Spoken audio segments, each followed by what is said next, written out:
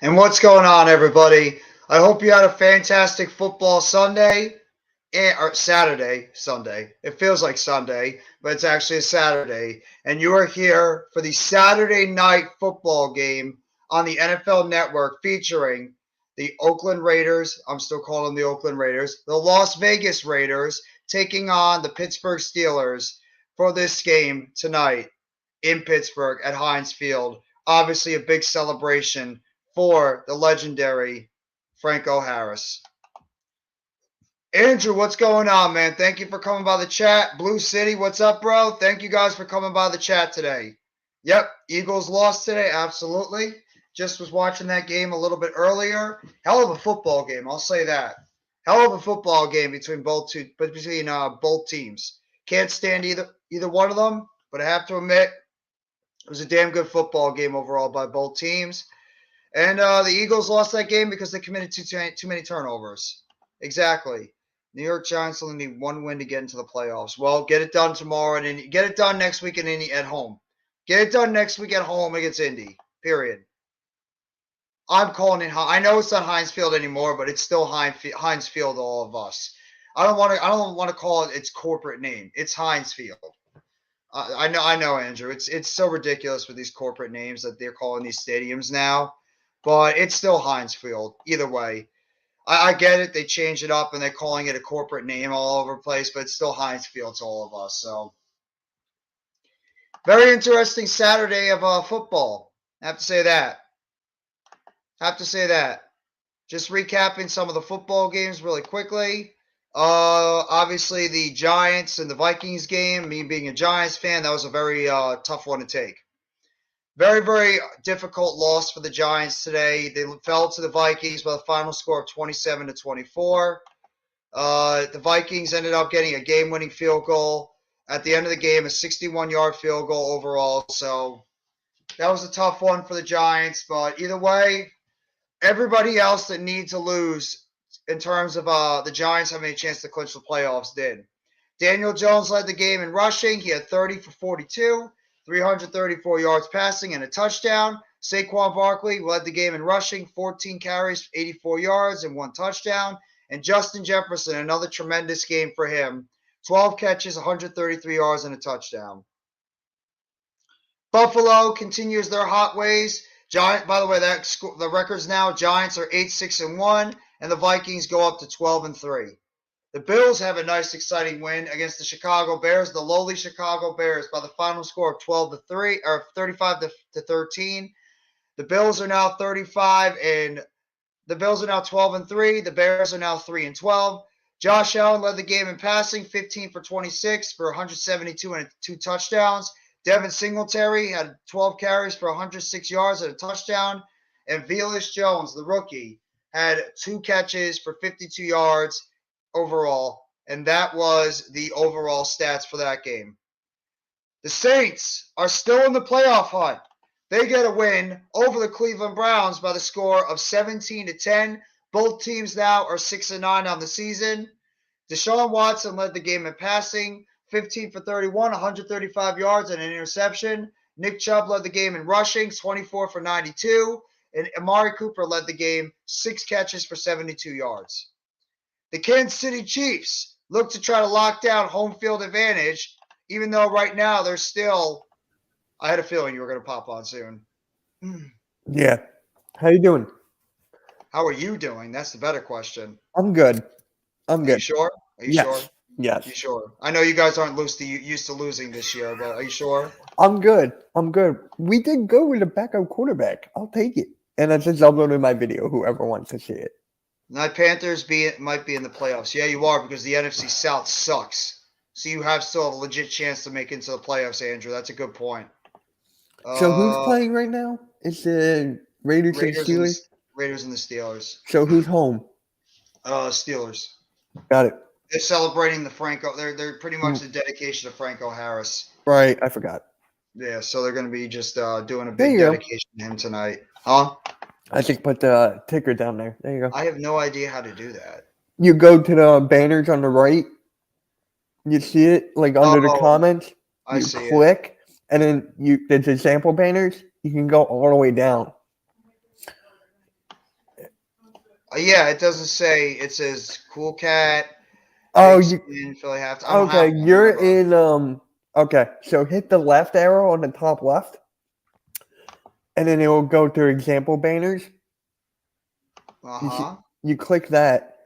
Oh, not MK Headlines. Whoop, my bad. Example banners, 2Bs from East, premium And then takes. you scroll down, and then you'll see "Welcome to the Raiders or Steelers live play-by-play."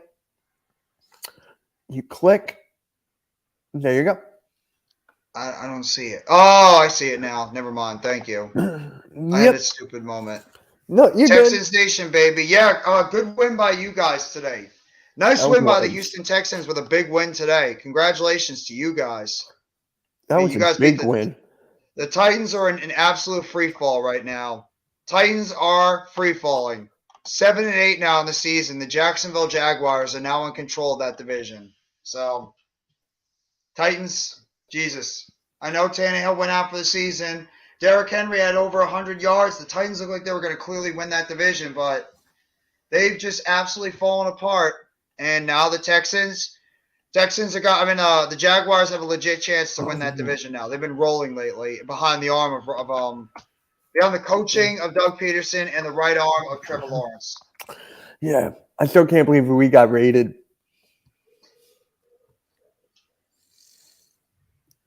Jeff, Huh? Oh, I sorry. can't believe we got raided. I remember when I got rated. Isn't it cool Yeah, when that happened? I didn't get anything.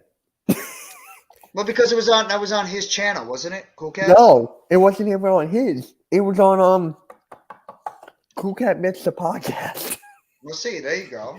So Because he's probably. I didn't even know Tom Grossi was doing it, the live streams, other besides the Green Bay Packers. so he did that, and then Hardcore Sports we got that up to 226. Well, that's Uh, good at least. We got some Cool more Cat subs is on at that. 1,800 now. Cool Cat is at, and I gained like Congratulations to Cool 5. Cat. I gained like And I 5. got two. I got two. What? No, I'm just kidding. I have nothing. No, I didn't get anything from when it. you got rated, you got a lot. Yeah, I got a decent amount, but you know, it was nice for them to do that. I appreciate that. Where was I? Oh yeah. Well, and you know what? The good thing for the Giants is we didn't lose any ground because everybody else that needed to lose today lost. San Francisco beat the Commanders. Detroit got smoked by the Panthers, and the Seahawks lost to the Chiefs. So that means everybody that we needed to lose lost. So the Giants are still in position to make the playoffs. All we have to do is win at home against the Colts, and we're in. How about that? All we got to do is win one of our next two games, either at home against the Colts, or we have to go to Philadelphia and beat the Eagles. But now the Eagles have something to play for because the Cowboys kept them in it. So Eagles are not going to take the pedal off the metal. Either way, Giants are still alive, and that's all I ask for. We're still alive, and we got a legit shot to make the playoffs, so I will take that any day of the week. Thank you for the 5 in the chat, too. Seriously, thank you. How many views did you get on the other one? I don't know. I don't even know. I think didn't even check. You got under 2. Maybe I did. No, I just saw it. You did. Yeah. You got under 2. I got 100. Well, I appreciate everybody coming out and supporting the channels. I mean, if it wasn't for you guys, I wouldn't be doing this. So, I mean, Hardcore Sports got 66 on that. Yeah, you got to thank everybody out for supporting the channels. I mean, seriously, you guys are doing all the work supporting us. So, I mean, we appreciate the you guys coming out and watching the live streams with us. Yeah, it was good. It. No, I might do 3 tomorrow. I'm surprised you're not sleeping right now. You've been live streaming all day. I'm good. Yeah, I'm streaming the Sixers and Knicks. I'm gonna stream the Bucks and the Celtics. I might do like a Eagles recap tomorrow morning. And I'm going to be eating brisket, and I'm going to be spending time with family. That's my streaming for tomorrow. And then what are you doing Monday? Nothing. Right now, nothing. Oh, cool. I mean, there's no Monday Night Raw watch-along because Earl's going to be at the show. So I mean, Monday Night Football. I think Rob's I doing it. could. Rob's Well, doing yeah, it. I could do it, but I mean, I don't want to step on Rob's toe unless we both stream it just on different channels. I've thought about it, maybe, but I might just decide to just relax and watch the games and watch Raw on my own. We'll see.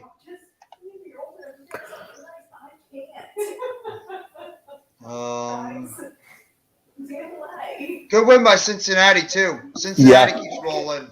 Cincinnati's got an opportunity to win the conference.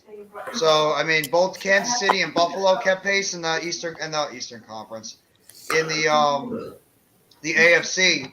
But at least Cincinnati, with that big win today, they're at least in competition to possibly make it into one of the top seeds in the AFC. So you got to give credit to Cincinnati.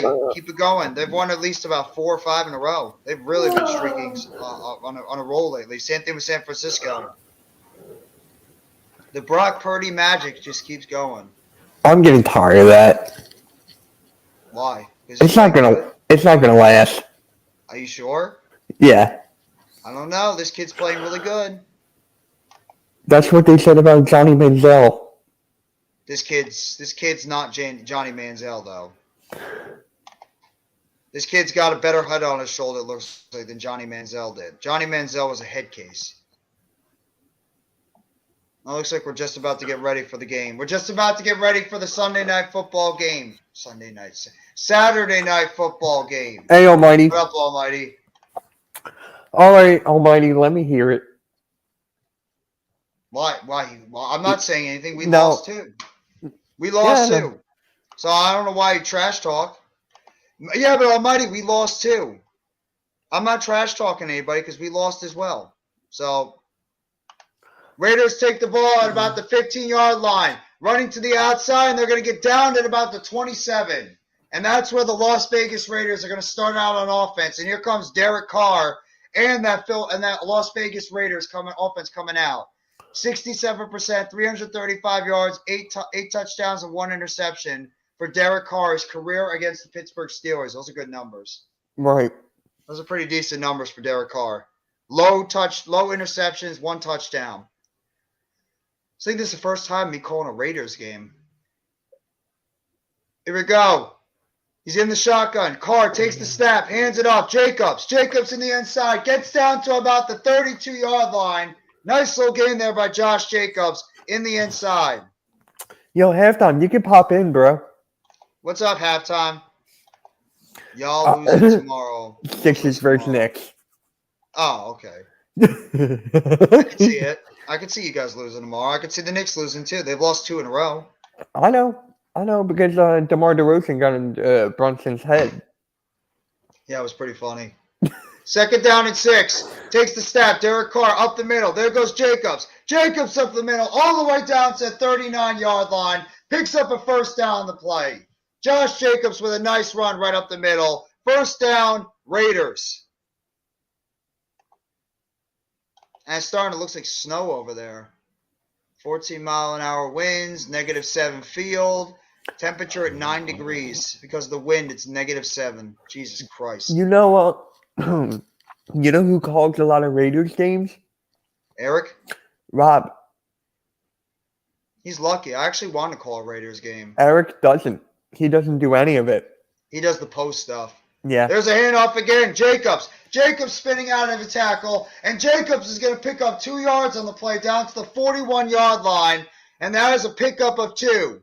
Raiders offense, Colton Miller, Dylan Parham, Deion James, Jared Gill. I couldn't read it. I apologize. Devontae Adams, Matt Collins, Darren Waller, Josh Jacobs, and Jacob Johnson are the skill position players for the Raiders. My eyes are going. I apologize. Devontae Smith hit 1,000 yards. Yeah, I saw that. He had a hell of a football game. Yeah. Him and A.J. Brown, both of them. They're both tremendous players. Takes back, throws over the middle. Caught! Down to the 49-yard line. Foster Moreau makes the catch. The backup tight end.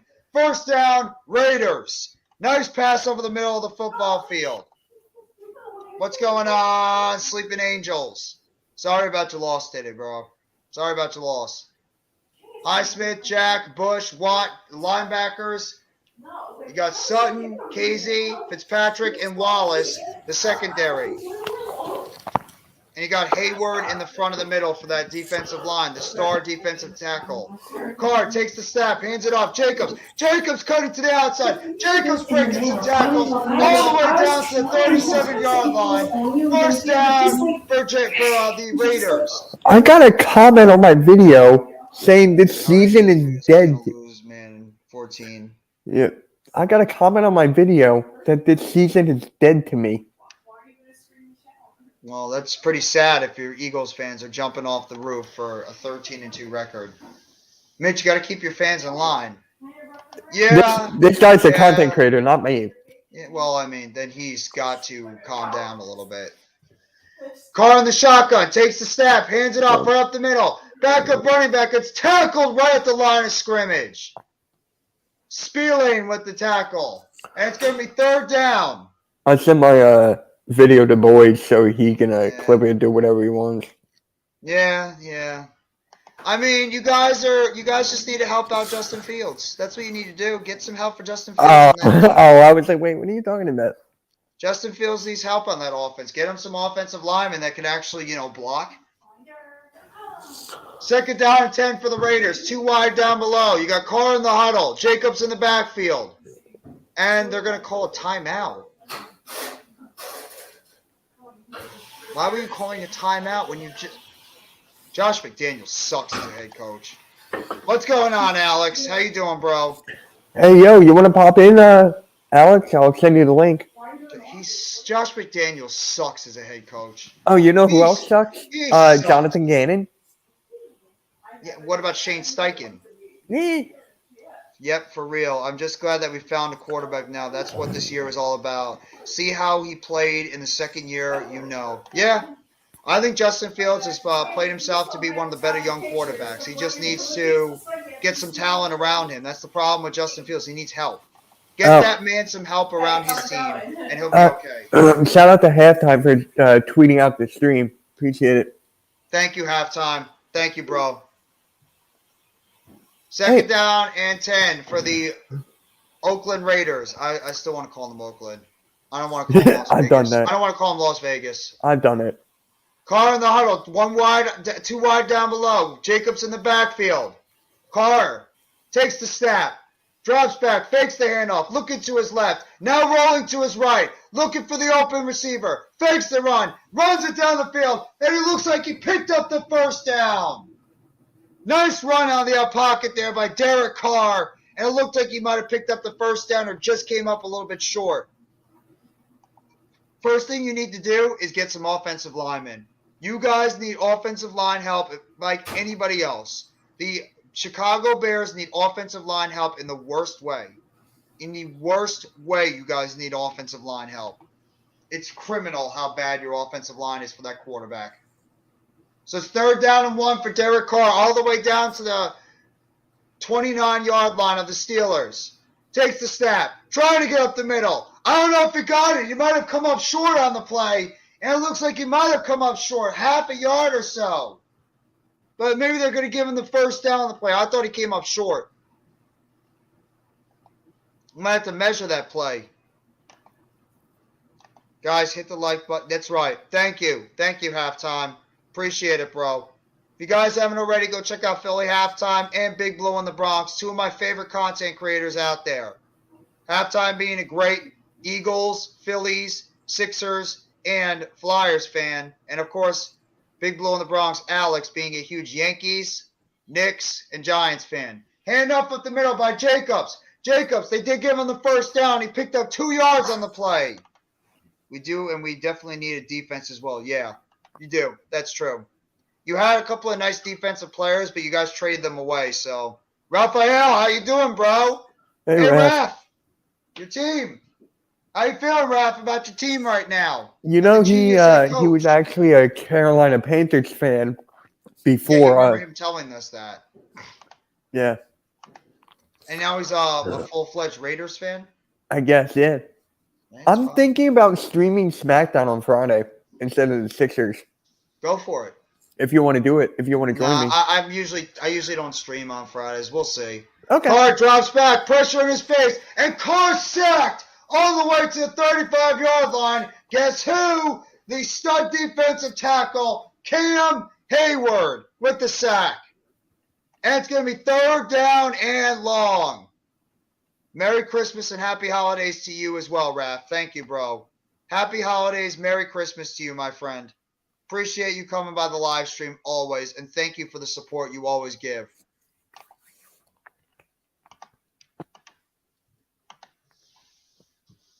Third down and 16, all the way back at the 34-yard line now. Carr in the shotgun, 3 wide down below, 1 up top. You got Jacobs flanking to his right. Carr takes the snap, throws it short. Caught by Jacobs. Jacobs breaking some tackles. Jacobs picks up the first down.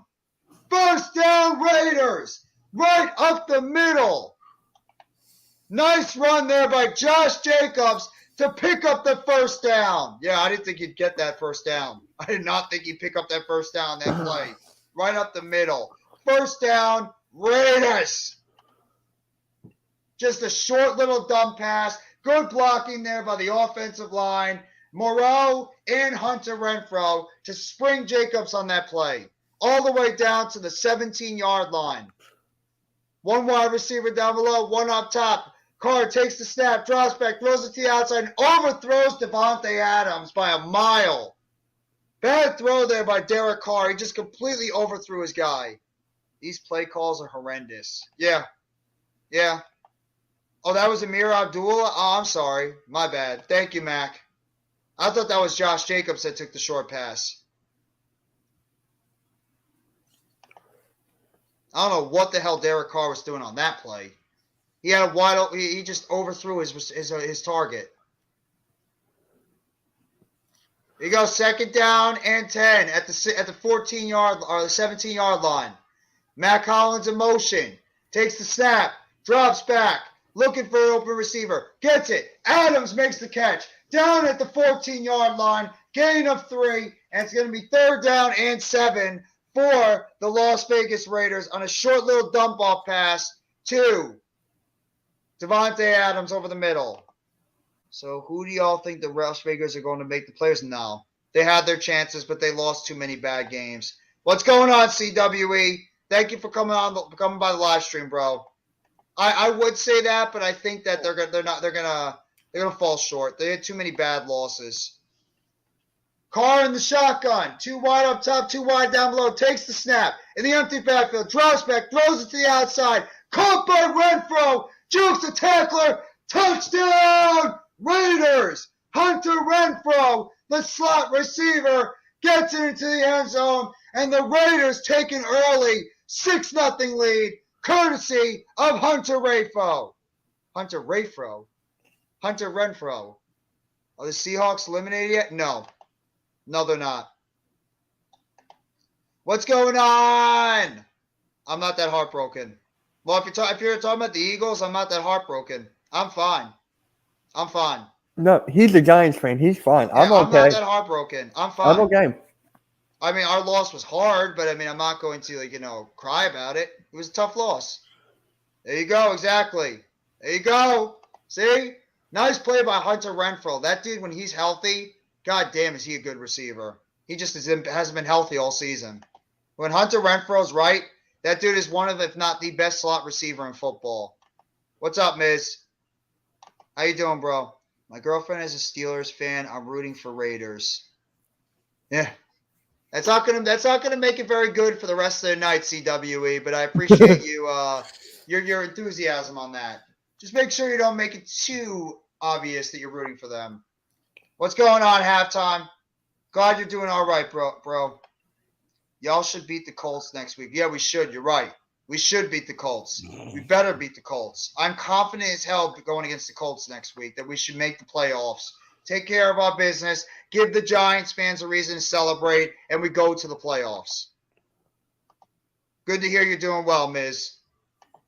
Yeah. I'm glad I'm entertaining you guys. Where half we had bet yesterday? Huh? Oh, you mean the Cowboys game? The Cowboys game, you mean? Oh, that's right. He did. He did say that. You're right, What? Miz. What? He did say the Cowboys were going to win that game.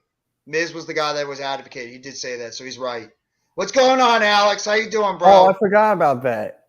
Yeah. Miz was the one on this live stream yesterday that said that they were going to win. He was right. Yep. Absolutely 100% right.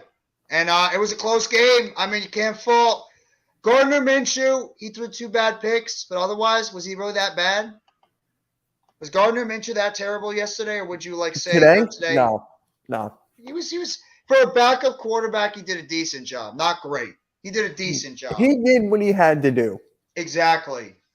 It's just you guys turned the ball over way too much. That's why you lost. You turned the football over way too much. Bad fumbles as well. I went 5 for 5 in my picks this week, guys, and Miami pending. Who's Miami playing this week? I have no clue. Let me see. Miami. No, I didn't mean to click that. Damn it. Who the hell is Miami playing? Oh, they're playing Green Bay. Yeah, you're going to go 6 for 6. I don't see Miami losing to Green Bay. So you're going to go 6 for 6.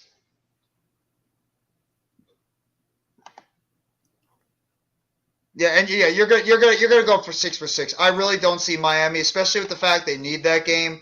I don't see them losing to a Green Bay team that's clearly looking like they packed it in. So you should be undefeated in your picks overall. I like Derek Carr. I think Derek Carr gets too much shit. The New York Giants win the Super Bowl 2012 on my birthday. Yep. 2012, he won the Super Bowl. Technically, it was the 2011 season, but it was 2012 we won it.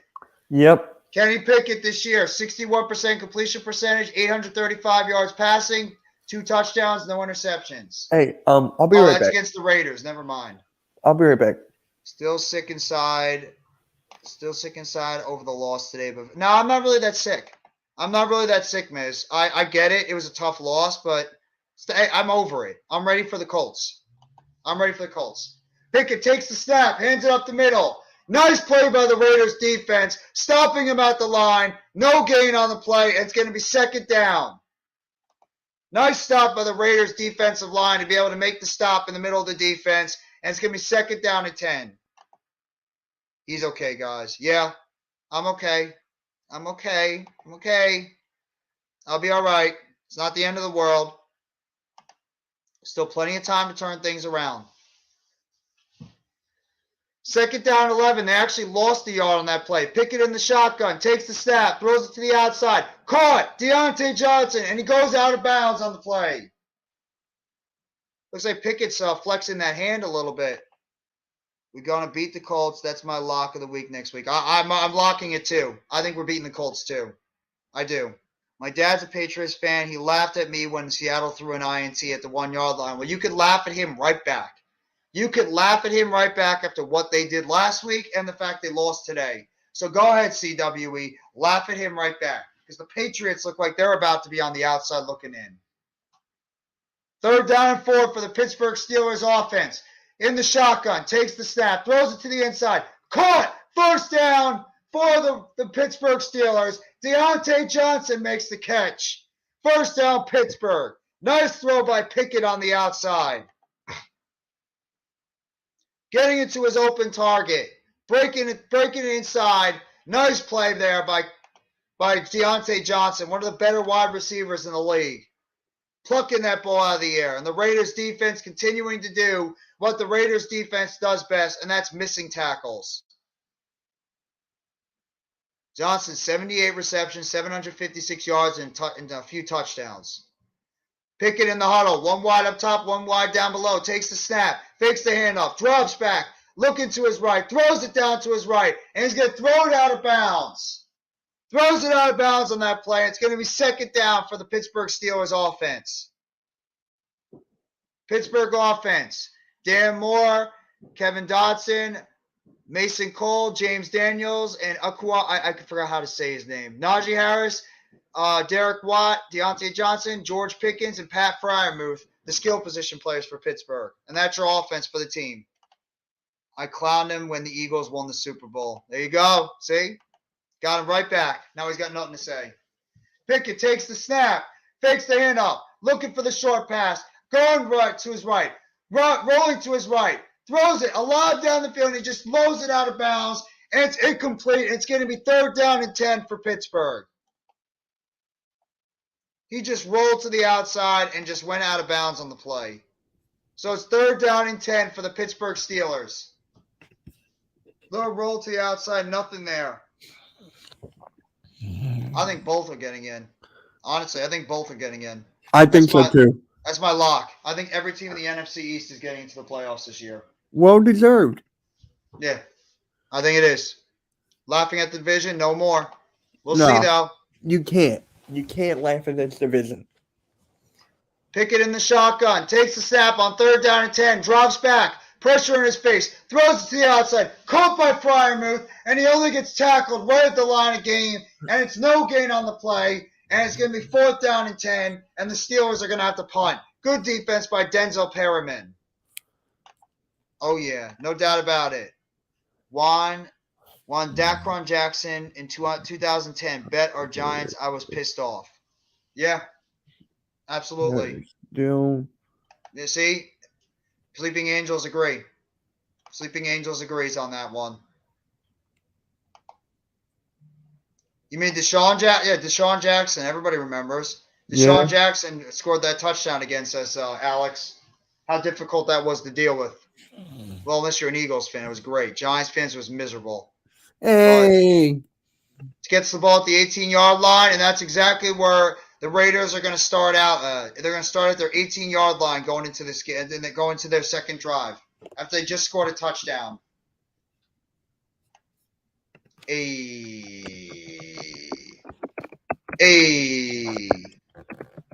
Arthur Fonzarelli here.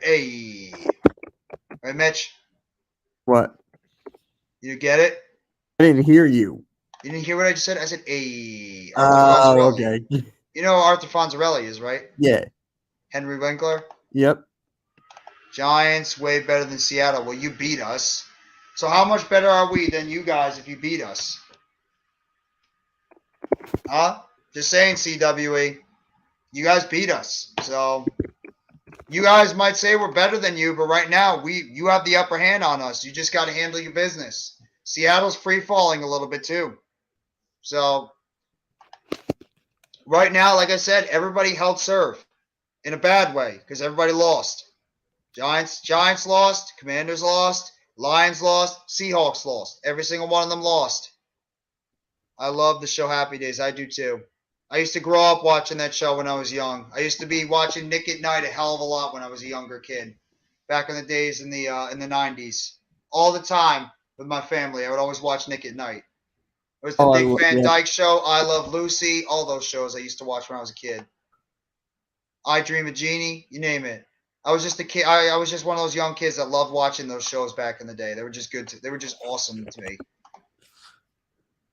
Yep. Giants Commanders tie is huge to have. Right now, it's actually benefiting for us. You're right. Right now, that tie for the Giants and the Commanders is actually helping both teams, not hurting them. So, I mean, everybody's making fun of the tie. Right now, the tie is actually a big win for both teams because the other teams can't get out of their own way. See? Alex is a big fan of it, too. Same here. Good television back in the day. Yeah, absolutely. Television, movies, everything. Music was all better back in the day in the 90s. Nowadays, it's not the same. Not the same. It was just that much better back in the day compared to it is now. Maybe it's just me being a 90s baby, but either way, I think the television back in the day was a hell of a lot better than the crap you see nowadays. That's actually a really nice, memorable tribute they did for Franco Harris. That's pretty cool. Oh, what did they do? Really, really nice. They had like a nice little statue outside the stadium for Franco Harris. Oh. My favorite Christmas movies came from the 90s. Home Alone? First down and 10. Carr takes the snap, drops back, throws in the middle. Caught! First down, Darren Waller up to the 28-yard line. Nice catch there by the Pro Bowl tight end over the middle. First down, Raiders. And I apologize, guys, if I'm sounding a little bit. My voice is a little hoarse. I blew it out earlier on, so How'd I'm it gonna go try with to Max stream? I'm gonna How'd it try to go over go. Max? That was good. We It was good. handled it. Yeah, we took care of it. We handled it the best way we could. Did Adam come on and like rant? No, we didn't. Adam's busy right now, probably doing some last minute Christmas shopping or spending time with family. Second down, it's first down and 10 for the Raiders at the 30-yard line. Carr in the huddle, takes the snap, hands it off. Jacobs. Jacobs trying to bounce the outside. Jacobs slips and falls and loses 4 yards on the play. Big play there for the Raiders. They go backwards on it. I was born a few years later than you, Alex. So you and I understand the 90s, bro. Hey, I was born in and I get it. '94. Yeah, see? Mitch is about to hit 30 soon. Mitch is about to become an old man. Old man Kofsky. Right. I'm already old, so it doesn't matter. Second down and long. One wide down below. Carr takes the snap, drops back, fakes the handoff, rolls to his left, throws it short. Jacobs makes the catch all the way to the 32-yard line, and it's going to be third down and long. Oh my God. I gotta show you what boys tagged me in on Twitter. What'd he say? Hold on. I'm not gonna do it. It just said, you know how there's like we them boys whenever the Cowboys lose? I hate that stupid saying. Yeah, what did he say? So he just made a picture of like you and I are born the same year, bro. You and I are born the same year. Birds with Taylor Heineke and Dak Prescott looking at you. Third down and 7. Throws it. Tipped at the line of scrimmage. Incomplete. And the Raiders are going to have to punt. I'm 37, so. Hey, Sleeping Angels, did you see my video yet? It's out. So you and I are the same age, Sleeping Angels. Around 37, 38 years old. Okay. I'm sorry. Sleeping Angels, did you see Mitch's video? Yeah, it just came out. Oh, good. Now I gotta start. I'm thinking about doing the Eagles post game tomorrow morning. I mean, you might as well. Doesn't hurt. Yeah, I'm Jewish. I don't have anything to do. I'm Jewish too, but I'm gonna be out with my family. I'm actually gonna have some nice brisket. Not having Chinese food like normal. Going to the movies. Going to the movies is such a 90s thing nowadays. It is. It really is. Not everyone goes to the movies anymore. Y'all losing the last 2. Oh, Almighty saying you're losing the last 2. Almighty, we're going to wait for the Sixers and Knicks. Is that RJ Barrett, Almighty? Yes. But I remember when that movie came out, Home Alone. Yeah, Home Alone's still my favorite Christmas movie overall. Still my go-to when it comes to movies. My friend, for the first time, all right, cool. All right, thank you, Sleeping Angel. My friend, who has not gone to the movie theaters in years because, everything going around. Mm-hmm. So he's going to movie theater, I think, tomorrow or either sometime next week. He's going to see the new Avatar movie. Oh, there you go. Is that movie good? That's around 4 hours. Bro, if you ever watched James Bond movies? Have you ever watched Lord of the Rings? I've seen them all. I fell asleep during the Hobbit movie. I've never seen it. Is that bad or is that boring? I just fell asleep. It's not boring though, is it? I don't think it's boring. Well, for me it is. I didn't see it. I like the Lord of the Rings movies. I have to admit, I did like them. I fell asleep on my friend's shoulder, and he was like, Mitch. It's kind of creepy. I didn't mean to. I seen Home Alone in the movie theater. Damn, you're lucky. You're lucky, Alex. You're lucky as hell. How about them boys, says Mr. Alexander Harbula. What do you want me to say? You lost to a backup quarterback. I like them both. Sleeping Angels, I do. If I had to pick, I honestly like this. I like the second one better, but I mean, both of them are awesome. You can't go wrong with either one of them. Go Raiders, he says. Yeah. I love them both. I'm Home Alone. Either one of them are great. And by the way, it's just like The Godfather, right? Yeah. Yeah, it's the same exact thing. Yeah, you're pretty much right. Godfather 1 and 2 are both terrific. Godfather 1 and 2 were they were so damn good. And they killed Home Alone when they went to that new kid that went on there. They changed everything up. Then the whole entire thing, yeah, it was. I agree with you. It was a disgrace. They absolutely just butchered that entire series when they did that. Dak Prescott owns the Eagles. That's what Alexander's talking shit right now. He deserves it. Yeah. Well, at least you're taking Alexander, a humble we approach. beat your Warriors. Yeah. At least Alex is staying. At least Mitch is staying humble. I appreciate that. That's what happened when you guys when I lost too. I stayed humble. You got it. What do you want me to say? You can't talk shit when you lose. Yeah, when you lose, you can't talk anything. You gotta be like, yeah, they beat us. Harris up the middle, first down 10. Nice guy by Najee Harris, all the way down to the 39-yard line. Pickup of 19. First down for the Steelers. Nice run by Najee Harris. I mean, right now, the Dallas Cowboys and the Philadelphia Eagles are the Giants, Daddy. Hate to say it, because we haven't beaten you guys. We can't beat you. I mean, we beat the Eagles once, and the Cowboys swept us again. So it's not like I can go out there and talk trash against either team. Well, we're the team that beat Dallas, so they can't sweep the division again. That's true. There's a bounce to the outside. Benny Snell, and he's going to get knocked out of bounds. No, it's Najee Harris. And there's a gain of at least maybe a yard on the play, and it's going to be second down. Yeah, see? By the way, Die Hard's is a Christmas movie. Don't anybody ever say it's not. Don't anybody ever say Die Hard's not a Christmas movie. How dare you? It's not. It is a Christmas movie. No, it's not. Yes, it is. No, it's not. Stop it, Mitch. You know it is. It's not.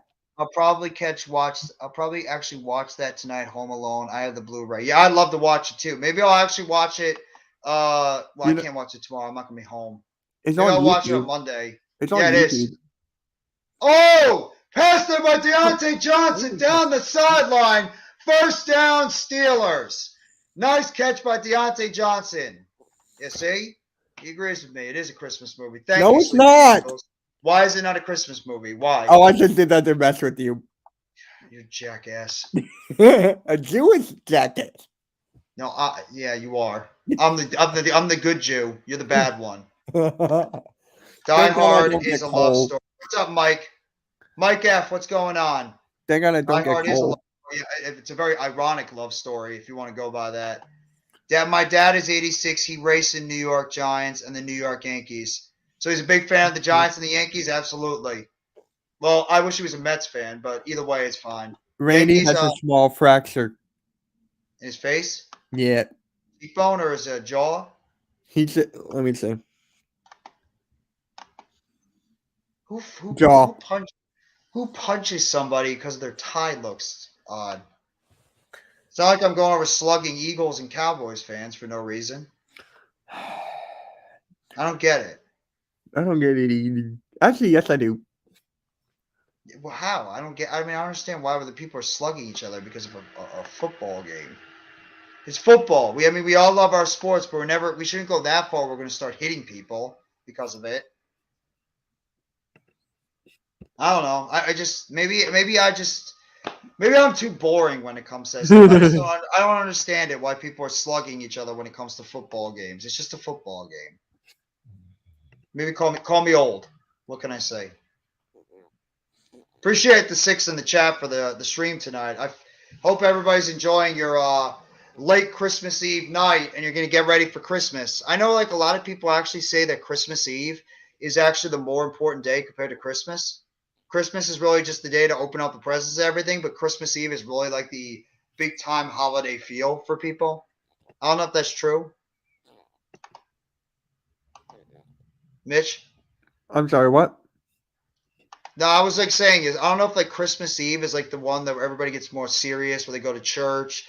You know, they take it a little bit more seriously with the meals I don't know. Whereas like Christmas is more of the opening up the presents. I think I'm just too old and I don't care what people say about my team. I know my team sucks and I don't like to get into fights anyways. That's how I feel too. My team, if they win or lose, at the end of the day, I'm not going to go out there. I don't want to try to go out there and act macho, nor do I want to go out there and try to fight people.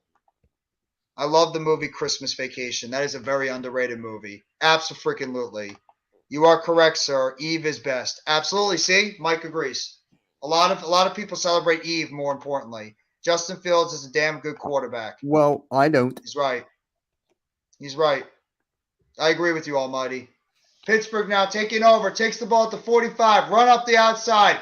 And there's a nice run by Najee Harris all the way down. Actually, he was not a nice run. He got picked up a yard on the play. 1 yard gain on the play. It's going to be second down. Like I said, guys, I apologize if my voice is a little bit hoarse. I blew it out a little bit earlier, so if I'm talking a little bit more monotone, I apologize. I'm just trying to do the best I can with a blown out. You know what I just thought of? That movie is good, though. I like John Hughes created that movie to like Home Alone. There you go. Exactly. I agree with you, Sleepy Angels. You know what I just thought of? Thank you, Brian. Thank you. And you know what? Congratulations to your Vikings. Seriously, congratulations to your Vikings. You guys put out a hell of an effort, and kudos to your kicker hitting a 61-yard field goal. Hey, we beat both of you. Yep. Mm-hmm. We beat both of y'all. Good chance we'll see y'all again. Yeah, it's possible. It's very possible we see you guys in the playoffs. There you go. Got a little bit of Italiano in you, Alex. There you go, bro. You know what I just thought of? What a great day for Cool Cat to debut on the network. Oh, because the flooding of the stream? Yeah. Yes.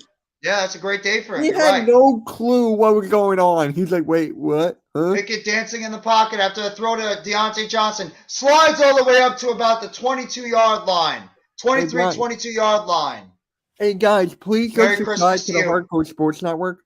Merry Christmas to you, Brian. Thank you, bro. 2:30. Congratulations to your Vikings, bro. Seriously. You guys had a hell of a game today. I'm not going to disrespect you guys and be one of those bitter Giants fans. You beat us fair and square. So I'm going to give you credit where credit is due. How's Giants Twitter looking?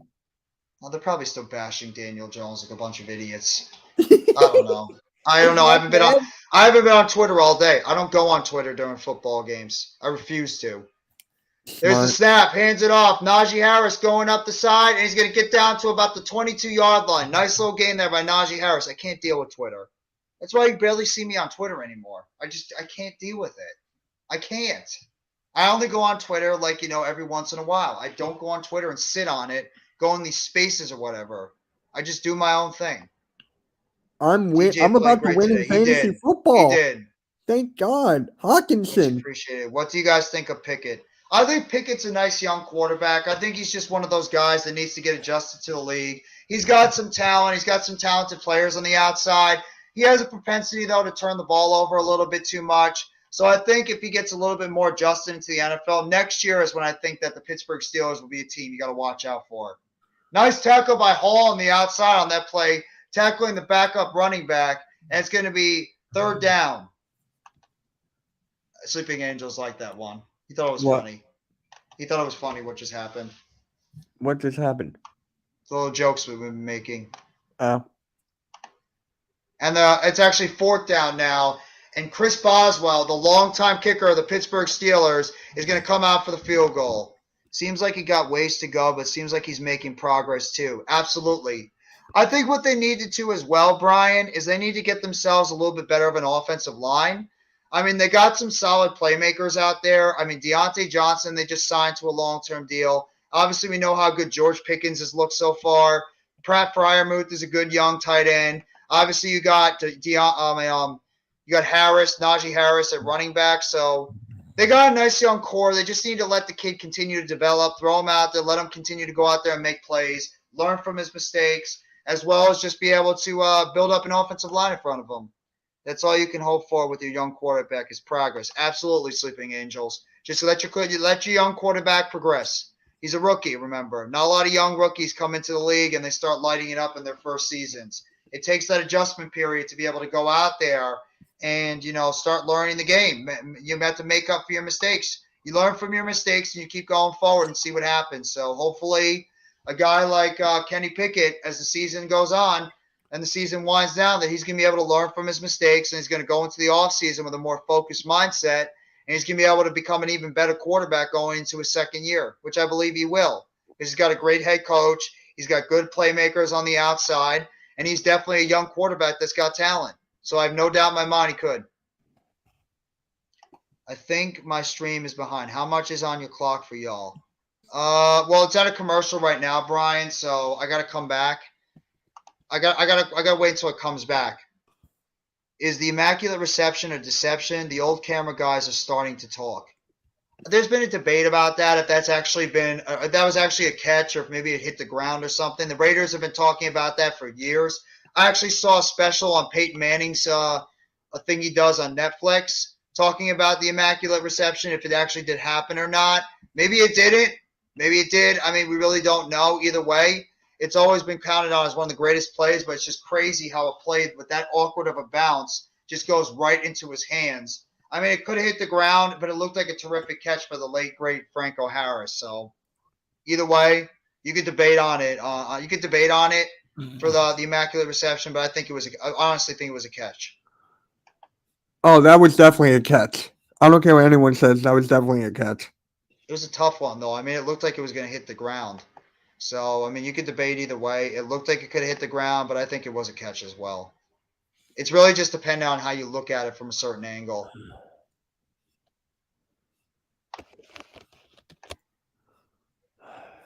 And the Steelers, after kicking that field goal before, Carr's now out here on the offense. Actually, they missed it.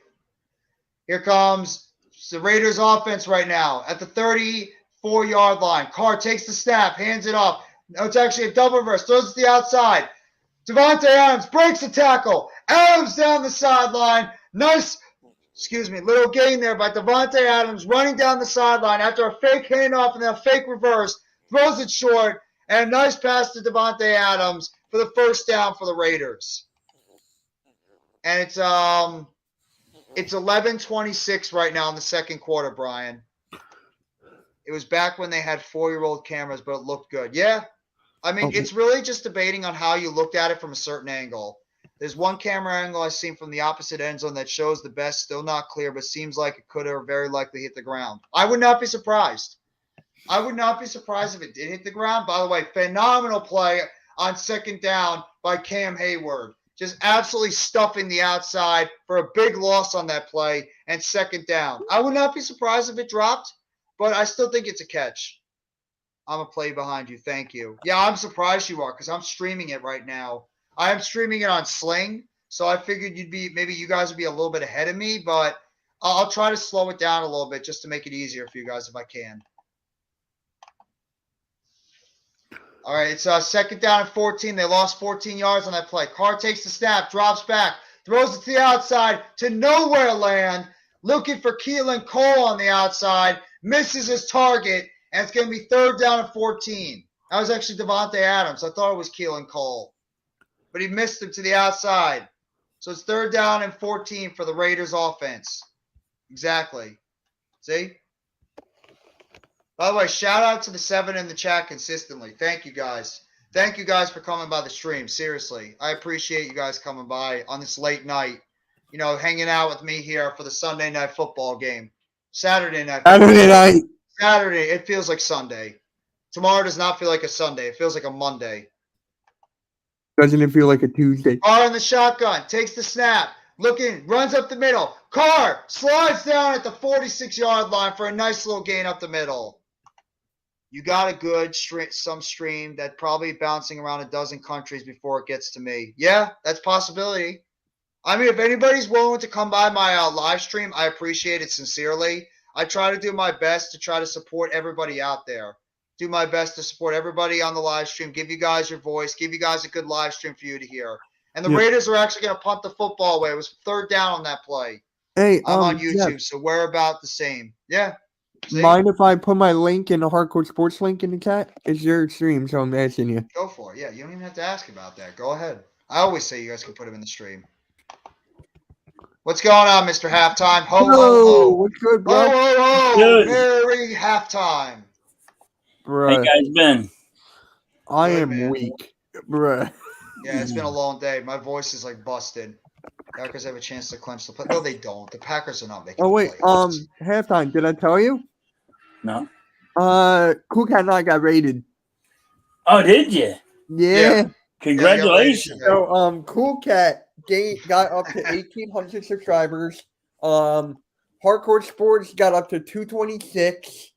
Cool Cat Missed the Podcast YouTube channel got up to 48. Mine got 5. And Mitch lost 5 subscribers. No, I gained 5. I know, I'm kidding. Out of everything. How are you feeling after that loss today, halftime? I'm fine. I'm good too. I'm actually doing a live stream tomorrow. It didn't really matter. Don't matter. I mean, you got 2 more games that the Eagles have to play. Yeah. When am I going to be upset that the Eagles only lost 2 games this whole year? No. I mean, it was the Cowboys, but I mean, yeah. You lost to the best division in football so far. You lost to the two teams in your division. That's nothing to be upset about There's at all. The Hardcore Sports Network's link, and then I'm about to put halftime's link in the chat. Yes. I mean, there you go.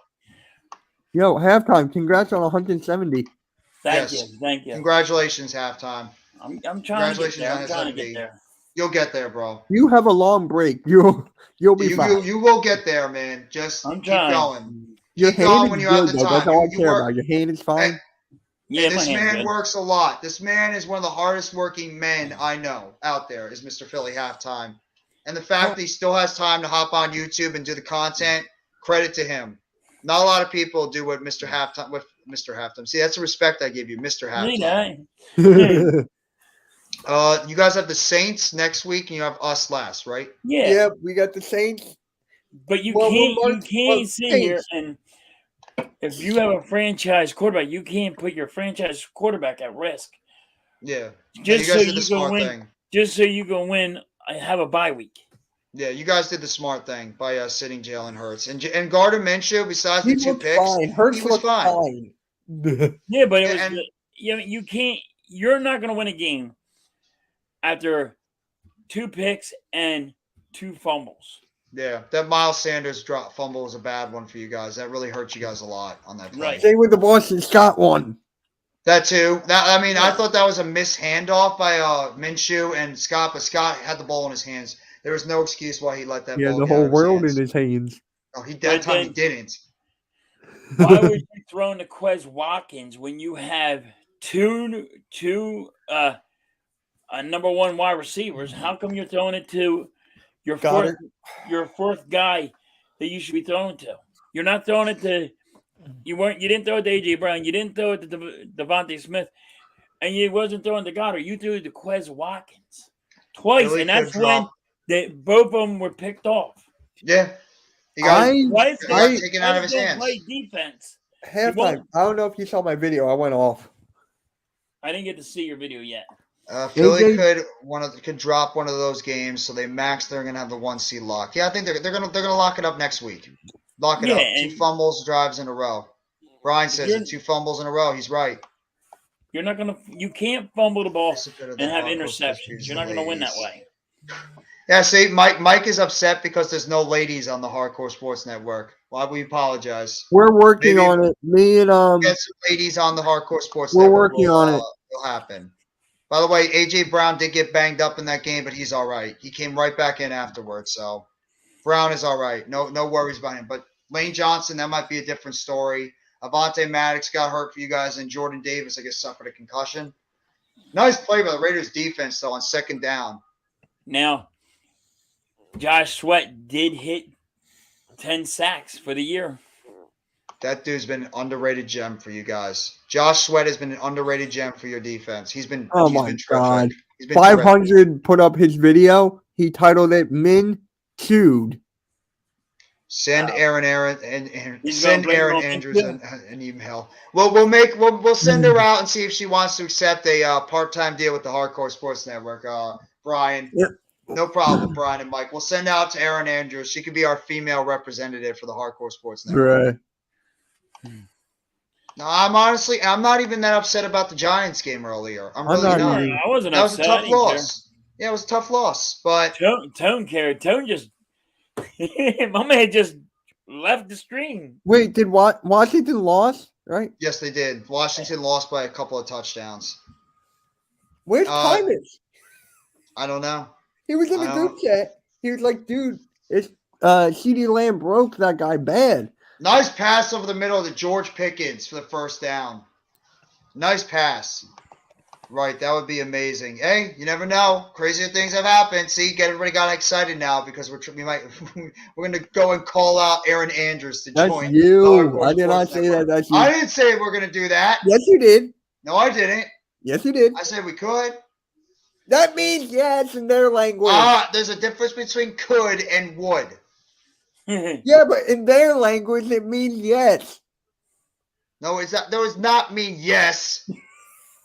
It doesn't mean yes. Yes, it does. It does not mean yes, Mitch. It means yes. No, it does not mean yes. Halftime. It means yes. You said it.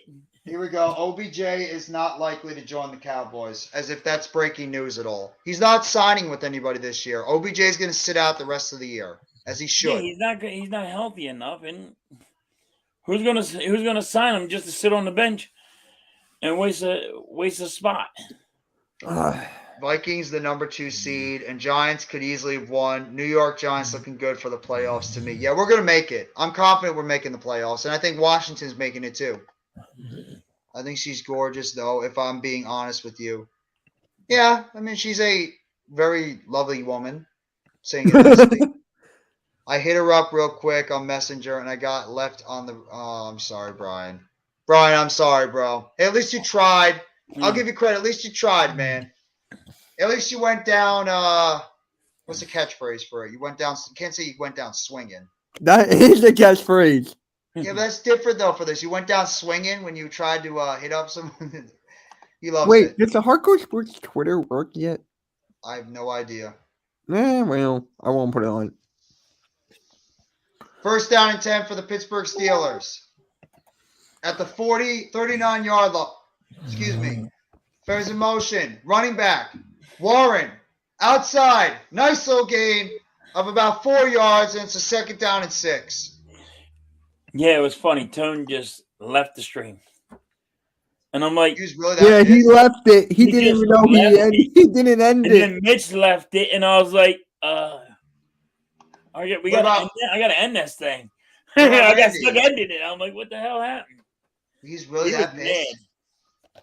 Bro, I wasn't mad. We lost on a 61-yard field goal. A 61-yard field goal. Why couldn't they kick a 69-yard field goal? He would have made it from 69. He was pretty much got like 10 yards on extra on that kick. If he made it from 69, I would have Nice run by Warren. Breaking. Oh, nice tackle by the Raiders. Stopping him from getting first down. A sub just so I can hit 69. The Michigan goes, everybody get away from the 70. Yeah. Somebody unsub Philly halftime so we can get to 169 so Mitch can chuckle. He's like 169. And he did that, dude. Like, he really did that. The first time I had 69, he was like, nobody subbed him. Let him stay at 69 forever. And I'm like, no. Mitch, you really did that. Oh, yeah. Yes. It was funny though. Oh, wait, you're at 170? Should I unsubscribe? I told you. It's the Giants channel. I clicked on the wrong link. No, it's not just the Giants channel. It's also the Raiders and the Steelers. We talk Giants, but I'm a Giants content creator, but I do other football games too. Yeah. I do a lot of multiple football games, Mike. Yeah. I do Steelers, Raiders, whoever's on. I always do the Sunday night football game. Talk any football. Yeah, I do football, basketball, baseball, you name it. Wrestling, I do it all. They're going for it on 4th down and 1, and it looks like they got it. Looks like they got the first down. First down, Steelers. Pick it right up the middle. Oh, I gotta see. Did halftime do it? Not halftime. Oh my god. Further AM. I gave him something to email. I gave him an email. It's all good, bro. Don't worry about it. I appreciate you coming by the live stream either way, Mike. I'm telling you one thing, though. We have a quarterback. Daniel Jones is a quarterback. No, nobody can deny it. Daniel Jones is a quarterback. Yes, I did. Go look how he played. Go look at how he played. Go look at how he played. He's a quarterback. Yeah, I did say it. And I'm going to say it with dignity. I'm going to say it with pride. Daniel Jones is my quarterback, and he's good. You know what? Take away. All right. Like take away Devontae. Take away Devontae Smith and AJ Brown. See how good Jalen Hurts is. And Godwin. Oh yeah, I know from last year. I knew that. Take him away. Look at what Daniel Jones is operating with, and you got to give that guy credit. Yeah, even if I you know. Don't like I said that. You have to give Minshew credit. Yeah, I've given Minshew credit. I have. I've given Minshew credit. I think he's a better quarterback than people give him credit. I do think Minshew is a starting quarterback. Oh, he absolutely is. Nice catch by Freiermuth, but he only picks up 1 yard on the play. Jeff, it's kind of like that was kind of like saying Ben Simmons is Jeff. That's kind of like saying Ben Simmons is a superstar. Oh, by the way, Ben Simmons almost had a triple-double last night, so keep talking trash. Good for you. What is it? Once in a blue I got his rookie card, damn it. Keep talking trash, Mitch. Yeah, Mitch, go ahead. Because he's been better than James freaking Harden. Okay, 20 points, 21 assists, and 10 boards. Whoop-de-fucking-do. Ben Simmons did that too. No, he didn't. Yes, he did. He did not have a 20, 20, and 10. Yes, he did. When? He did. Ben Simmons has done that before too. For the Nets this year. Yeah. All right. What Ben game? Simmons has had Ben Simmons has had triple doubles before. Yeah, but did he have 20 points? I don't care. It's a triple double. It's a triple double. Wow, James Harden actually playing well now. Wait until you get to the playoffs and he'll start choking. Same with you. How do you know? With you. I trust Ben Simmons over James Harden any day of the week. Wow. Any day of the week. You have no way to talk trash about the Nets right now. You can't. Oh, yes, I do. Yes, I do. Just wait. Okay, so go ahead. Talk trash about a team that's 8 games in a row right now and one of the 7. hottest teams. We're right behind you. We got 7. Whoop-de-frickin-do. We'll still kick your ass. We'll still kick your ass. We'll still kick your ass. TJ Warren will be scoring about 20 points on you guys. Oh, not TJ Warren. Yeah. Oh, who's going to beat us? Oh, Shake Milton. Oh, no. Go Shake Milton. Oh, no. Hey, we'll have Maxey back. DeAndre Melton. Oh, no. I'm scared. We'll have Maxey then, right? Oh, no. Tyrese Maxey. We have Kevin Durant and Kyrie Irving. Thank you. We have Joel Embiid. Oh, and we have Nick two Claxton. Guys that only want to be on the team. Can he stop Embiid? Be realistic. Yes, he can. Yes, he cannot. Yes, he can. Nicholas Claxton can stop Embiid against some of the top teams. Yes, he can. No, he cannot. He destroyed the Bucks last night. The Bucks are on a losing streak. He's got nothing. Mitch has got nothing. All he keeps saying is, "What they do?" Nothing. Nothing, because he knows I'm right. You're not. He knows I'm right. See, the difference is I have no problem giving credit to the other team. Mitch can't take. I can do that. No, I give you credit. Jesus. No, you haven't. Yes, I have. All right, give Ben Simmons credit. I will give him credit by your team. No. You have to do it. Give him credit because he's played well. I'll give James Harden credit. I'll give James Harden credit because he's played well. Because I'm man enough to say I give him credit. And I don't like James Harden. No, I have reason not to like James Harden. Like you guys have got a reason to not like Ben Simmons. Yeah, I have reason not like James Harden. I'll give him the due credit. I am. He sucked, but I'll give him credit for playing well. See, I could shit talk too if I wanted to. I don't like doing it. I don't like talking shit. You want me to go that? I can really go that route. I'm not going to. Mitch, I can go there too, but I'm not going to. You mean like I'm not a shit talker. Pickett rolling to the right side. Pressure on the outside by Chandler Jones. Throws it down the field off the hands of the receiver. Should have been caught by Freiermuth. It's going to be 4th down and 8. The Steelers are going to have to go for a field goal. My prediction almost happened with the Eagles, by the way. What was it? That we were going to get 4 guys that have over 10 sacks with the Dallas Cowboys against the Dallas Cowboys. Mine was correct. I said Devontae Smith will hit 1K, and he did. Yeah. But Brandon Graham only needs 1 sack now to have 10, and that's going to break a NFL record of 4 different guys on one team that have 10+ sacks. Who has 10 on your team? It has never happened. Halftime, who has 10 on your team right now? Hargrave, Hassan Riddick, Josh Sweat, and now Brandon Graham is 1 sack away from having 10 sacks. Doesn't Fletcher Cox have 7 or 8 too? He has 6, and he might get 6.5. Maybe it's 5.5 now because 6.5 because today. I still think Fletcher Cox is a good player. 6.5 for a defensive tackle is not bad. Yeah, but it's not as good as he once was. Oh yeah, he's got up there in age. He's not the same player he was, but for his play, 6.5 sacks, he stayed more fresh. That's impressive for a defensive tackle. Yeah, but he's not worth $15 million.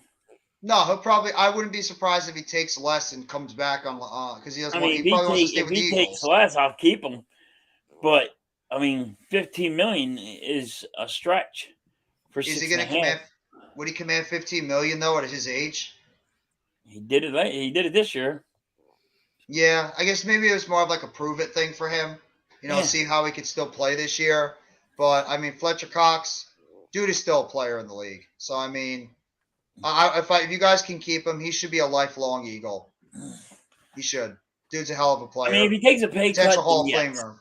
If he takes a pay cut, yes. But for $15 million, no. No, if he's gonna want $15 million, then yeah, you gotta let him go. Jordan Davis will take over for him if that's the case. Right. And then you got Hargrave as a free agent too. What do you do with him? You got to sign him.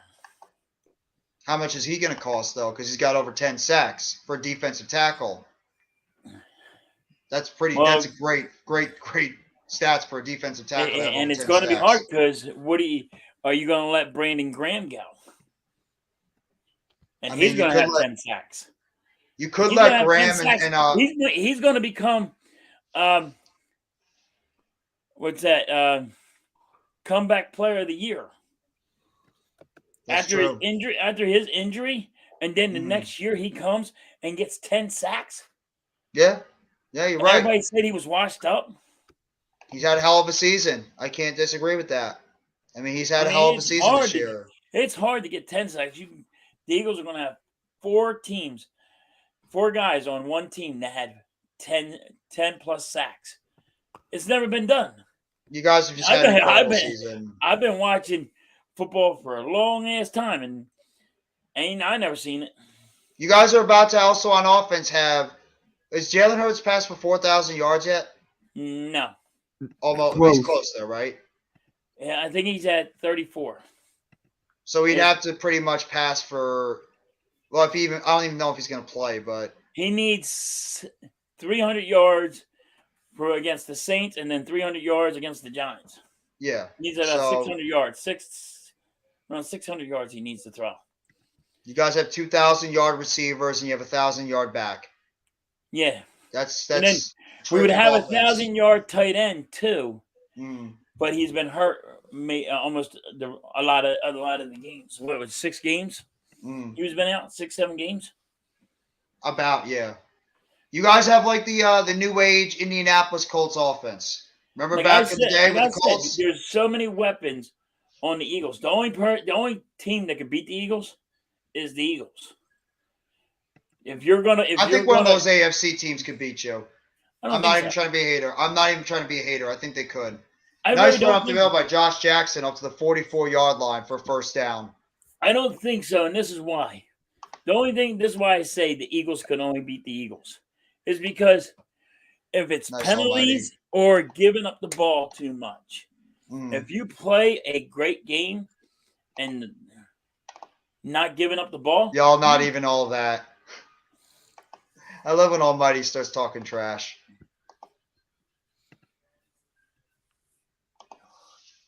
Yes, Almighty, we are all that. Even I can say that we lost today, Almighty, and I still can say we're all that. And a bag of chips.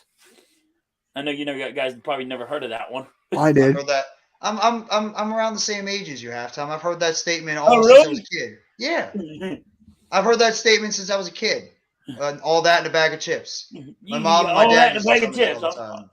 I love that. It's like one of those old school little things that they used to get told when you were a young kid all the time. I'm all that in a bag of chips. Yep. We are up and coming. He's right on this. The Giants are up and coming. We're getting it done with nothing in the offensive side, and we're still competing with some of the best teams in the NFC. I said your defense is good. You just need wide receivers. We need some interior offensive line help too. And we need linebackers as well. If Our you linebackers got wide are trash. receivers, your offensive line will be fine. And this is the truth because he'll be able to get the ball out. Mm-hmm. He has enough time to get the ball out. He just ain't got the guy that can run the right route, and he don't have the guy that has the speed. What you need. Well, we have the guy that can run the speed on the outside. That's Slayton, but he just has trouble catching the football sometimes. But listen, he has to have these. Well, that's what I mean. He has trouble catching the football. If you don't have these, then you don't have the right guy. Oh, Raiders are going deep. Caught. First down. Darren Waller all the way down into Steelers territory. Nice play by Waller. That's the Pro Bowl tight end I remember from Darren Waller. I want Jamal Dean at corner next season. That's the kid from Tampa Bay, the free agent, I think. Bucks tight end. I just hope everybody's wrong about the draft pick that they're already saying the Eagles are going for. Who's that? That running back from Texas.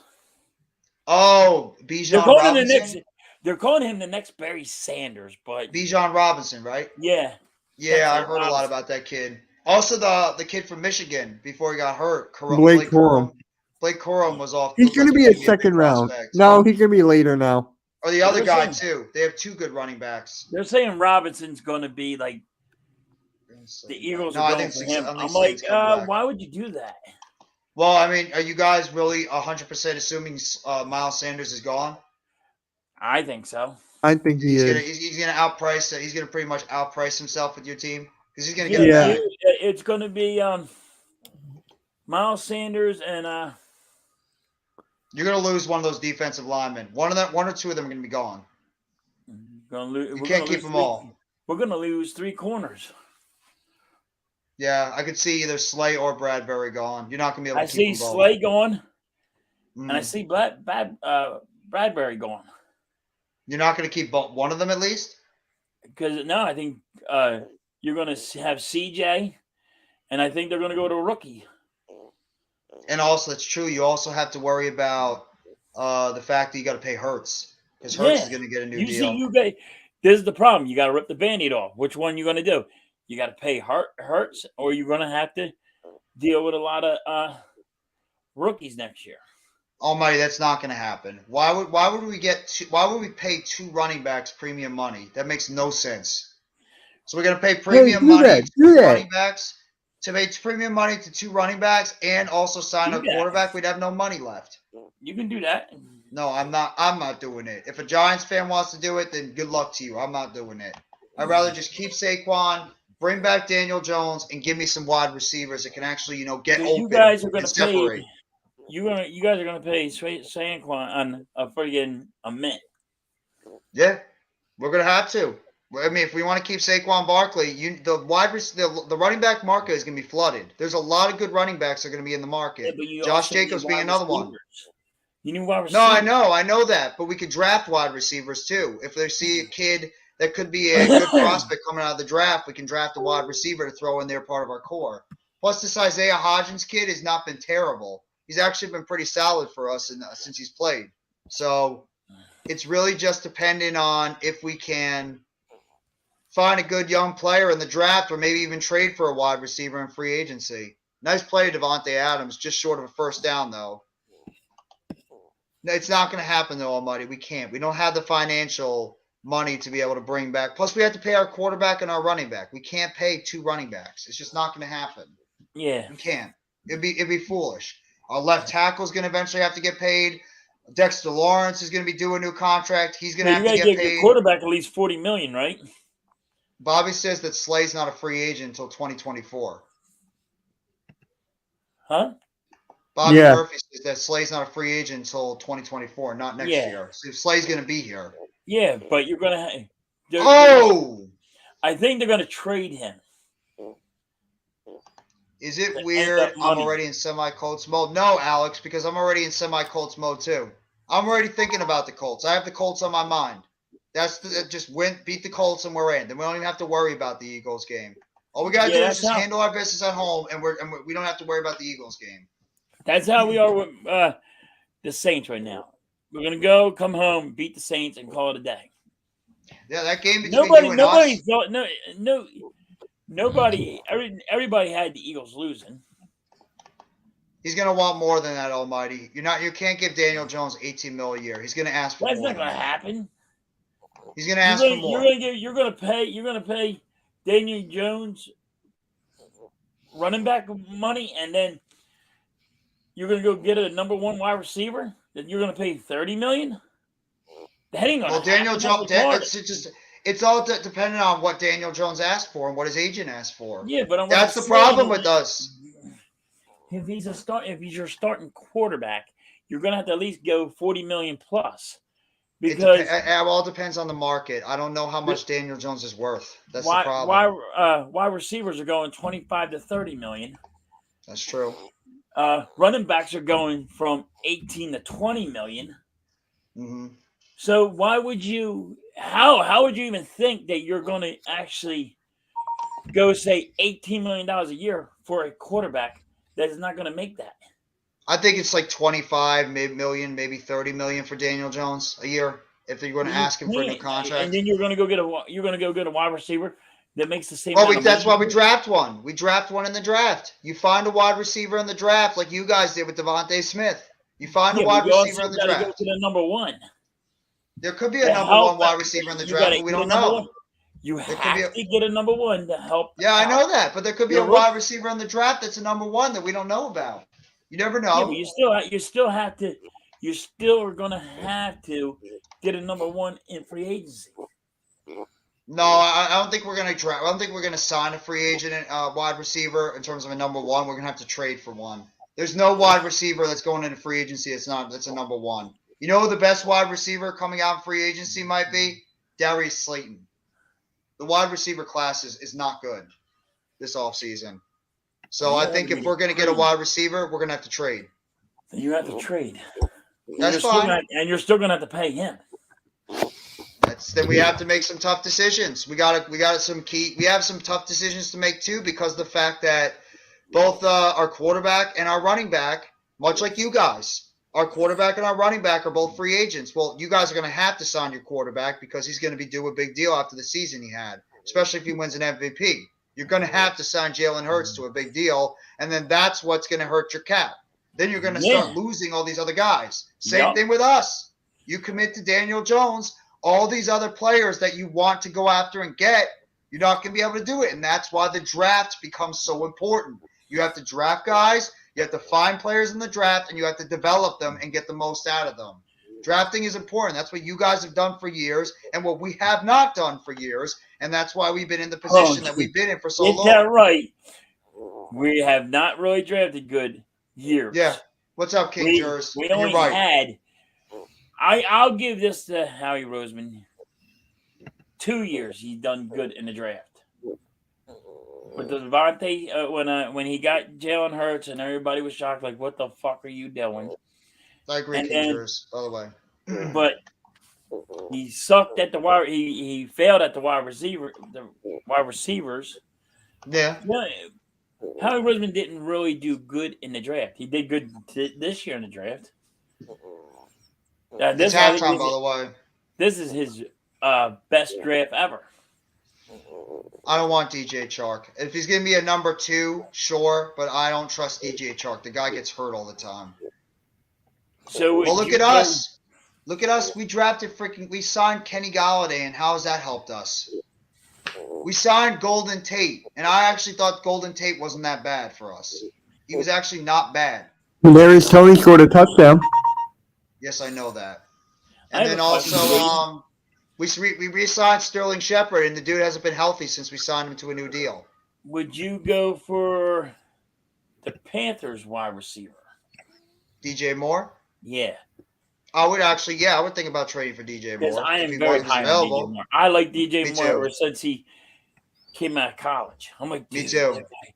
He's phenomenal. That kid's a very, very underrated player from Maryland. He would actually be a perfect system fit for Brian Daboll and Mike Kafka. That's the type of wide receiver you'd want for your offense. I'd be all for DJ Moore. I just don't know if Carolina is going to be willing to trade him away. They might still look at him as a I think they're going to. I think they need to trade him away. I don't think they have enough they're just going to waste him. All right, Almighty, if you're talking about these guys, you're talking about number twos. I want a number one. These guys are number twos. Juju's a high-end number two. He's not a number one. Jamison Crowder, I don't even know if he's even playing in the league this year. I think he's part of the Bills, but he got benched. Who? Macaulay Hardman, he's been okay. Yeah, that's true. He's making a lot of money. That's the problem. You might as well just say Michael Thomas from the Saints. No. Because he's better than all them that he just named. I don't even know if Michael Thomas is that good anymore. The dude has barely played in 3 years. Like, this is why he's not playing. This is what people don't get. You know why he's not playing? Why is that? Because he's sitting on the bench acting like he's hurt, and he's collecting his paycheck. He don't want to play for the Saints. Just like that running back from the Saints don't want to play for him no more. Oh, Kamara? Some of them straight up say, I don't want to play for you no more. But they're like, well, we're not going to trade you.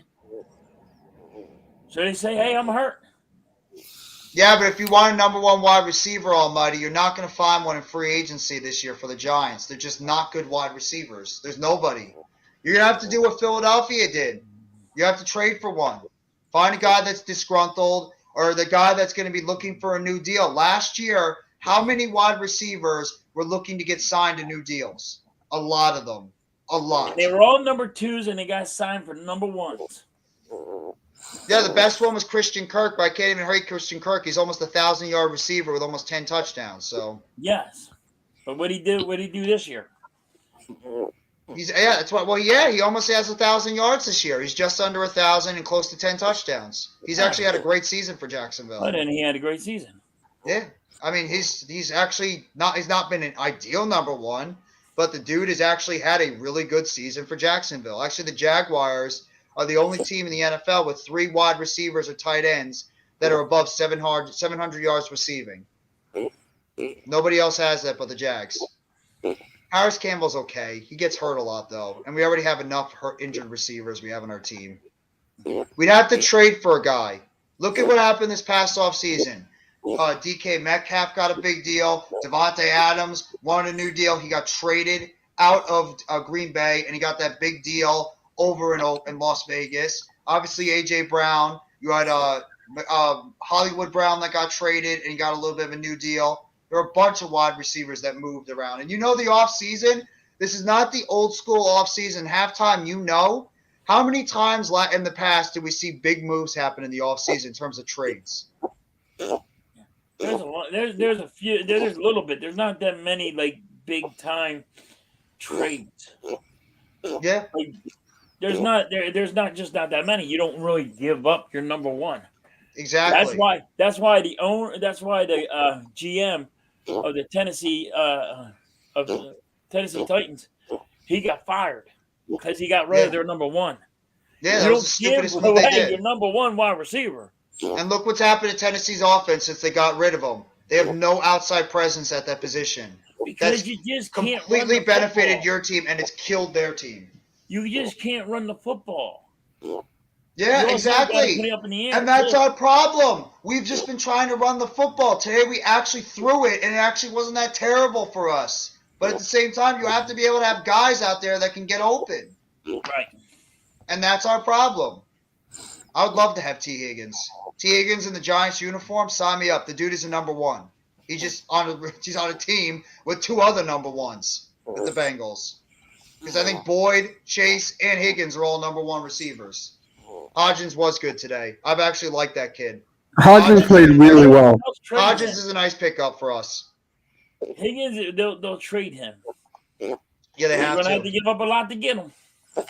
If you're the Giants right now, say you're a Giants fan and you wanted to go trade for Higgins, and they say, well, we want a first-round pick for him. Would you do it? I would. First-round pick for T. Higgins. The guy's a great receiver. You would have to. It's like who's your other? Who else do you have? You don't have right now. Right now, our wide receiver core after this season, Slayton's a free agent. Shepard's pretty much injured. Even if he comes back, he's not playing. Richie James a free agent. Hodgins is a free agent. Galladay will be cut. Robinson's not going to start the season because he's going to be on PUP list because he tore his ACL. So yeah, it's just we don't have wide receivers right now. Every one of them. So you would have to do what you said in the draft. give up your first round draft pick, get him, and then you had to go get another wide receiver. They gave up a first round pick and a fourth round pick for AJ Brown. I agree, King Juris. He definitely is a keeper. I would definitely keep Hodgins. I think he's going to be a nice depth piece on that wide receiver core. I doubt he's going to be a starter, but he's a nice depth player for the Giants. Not a starter, though. I want 2 boundary wide receivers. I get jealous when I see the other great receivers in this division. I do. When I see Devontae Smith and A.J. Brown both going over 1,000 yards on the same team, when I see CeeDee Lamb doing what he's doing and also Gallup being good, when I see the Washington Commanders seeing Dotson, Samuel, and McLaurin, I want a wide receiver that can go out there and make impact plays on a consistent basis and scare defenses. Because right now, our guys, they played well today, but they don't scare anybody. We need a wide receiver that could scare defenses. Philly has 2, Dallas has 2, and Washington's got 3. I wish I could say we have 3 good wide receivers. You do. Yeah. I think Quez Watkins is a good wide receiver. No, he's not. I think he's just he's a good wide receiver in his position. Maybe not a 3, but I think he's a 4. Why didn't they play Zach Pascal? That's my question. They did. They did play like him. A little bit. What a classy franchise. Steelers know how to do it right. Yeah, you're right, Randy. You're absolutely right. Steelers are one of the classiest organizations. Why did they throw to Watkins more than they threw to A.J. Brown and Devontae Smith? When it was too late, they're like, "Oh, let's throw to the number 1 wide receivers now." That's just dumb coaching to me. Call. That's Steichen. That's Shane Steichen. You guys keep slamming Gannon all the time. Why don't you talk about your offensive coordinator, Steichen? Well, since gave up his rights and let fucking Steichen do it, then yeah, you're right. It depends on what the cost would be for DeAndre Hopkins. I heard he wants out of Arizona. Maybe like a 3rd round pick. I would do it. DeAndre Hopkins. A 3rd round. He wants out? For a 3rd round pick, I would do it. He wants out? Sounds like it, yeah. He's not happy over there in Arizona. He does want out, but you would have to give up more than that for Hopkins. I don't know. He's 31 years old now, and he's coming off a suspension. So, I mean, how much realistically do you think they're going to want for him? He's not exactly, a guy in his prime. At least a number 2. Maybe. A 2, I think, is what they'll ask for, but I wouldn't be surprised if maybe we can get it for a 3. It just depends on how Shane and the Giants can negotiate it.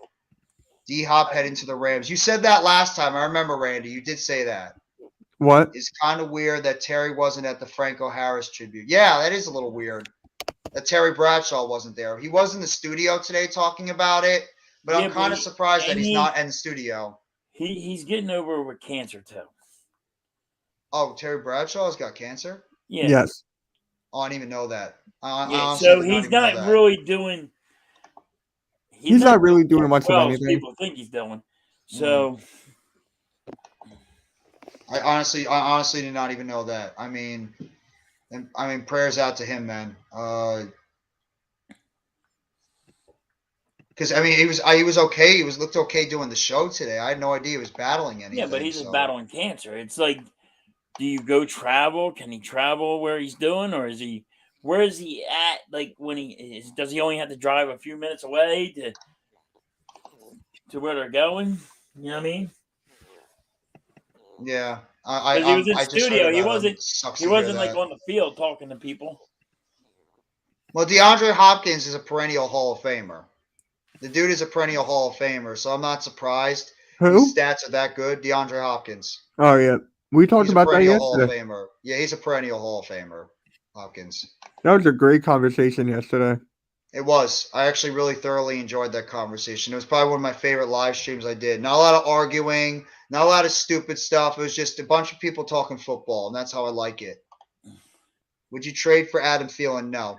He's over the hill. No, not now. He's not good anymore. No, he's not the same Adam Thielen he was in his prime. I mean, if he was his prime, yeah, but no. Yeah, not now. If you're talking about Adam Thielen, somebody will, and I think they'll overpay for him, but because of what he done, but he don't have it no more. No, he's not the same Adam Thielen that he was 3-4 years ago when he was a consistent top of the league receiver. So, and also, I mean, KJ Osborne will probably take over as the number 2 if Thielen either retires or if he goes on to another team. I wouldn't be surprised if he eventually retires a Viking. He might be one of those guys that just wants to play for one team. Terry Bradshaw. Yeah. I mean, I prayers out to Terry Bradshaw then too. Hopefully he's going to be okay, and his cancer's being treated they properly. Just said he got over it, but everybody knows cancer can come back. So Fox wouldn't let Bradshaw skip this week to go to Pittsburgh. Well, that's a bad job by Fox then, if that's the case. If he was healthy enough to go there, you let the guy go to Pittsburgh to mourn one of his former teammates and good friends. He has bladder cancer. Okay. Thank you, Jers. I didn't know he had what type of cancer he has. Hopefully, he's going to make a full recovery from it. They're saying it's getting better from it, but cancer's cancer. He's still it can come back anytime. It's in remission, pretty much, right? Yes, it's in remission right now. What?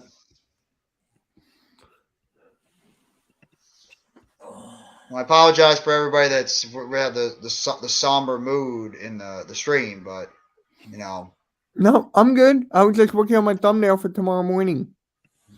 I'm doing the Eagles and Cowboys post game tomorrow morning. I'm going to eat brisket tomorrow and spend Not time in the with family. morning. Not in the morning. Yeah, in the morning. The morning I'm going to be away tomorrow. I'm going to be out the whole. No, you're not going to eat brisket in the morning. Maybe I will. Maybe I want brisket in the morning.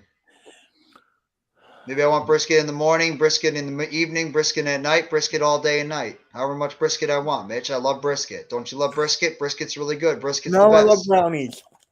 Yeah, anybody knows that.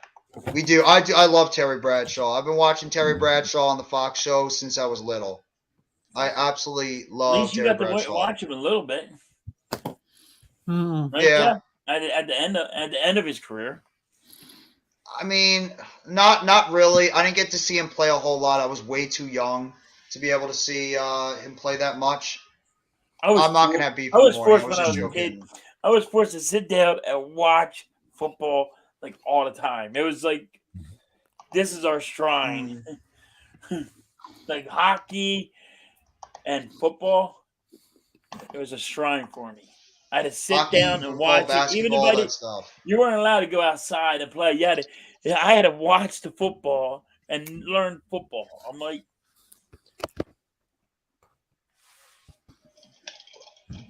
football, hockey, baseball. I wasn't too fond in basketball. Basketball was mine. It was football and basketball. I would sit there and watch pretty much every game, especially in the 90s when basketball was not as not as ticky-tack as it was before. Like Shaquille O'Neal, has made he was phenomenal when he came out. Yep, he was the only one breaking backboards and actually getting penalties for it and like getting charged for it. He's like, yo. I was at that basketball game. I was at the basketball game when he broke down the game and broke down the backboard and the entire basket at Continental Airlines Arena. I actually was at that game when it happened. Oh, really? Freaking crazy, yeah. Where he broke the entire basket down, not just broke the glass. Like he literally took the whole basket down and broke. Yeah, he took the hydraulics and broke the hydraulics. That's crazy strength that he was able to do that. Hydraulics in the thing, they had to pull it out and put a new one in. Yeah. That's crazy how strong Shaquille O'Neal was back in the day. He's still that strong. He is. Even for his age, he's still incredibly strong. Absolutely. Yep. I was too young. I watched him when Fox first started. Yeah, that's what I mean too. I was too young to watch him as a player, but I always watched him during the Fox, the Fox morning show all the time. 90s basketball was last in the golden era. You're absolutely right. 90s basketball, you can never get anything better than that.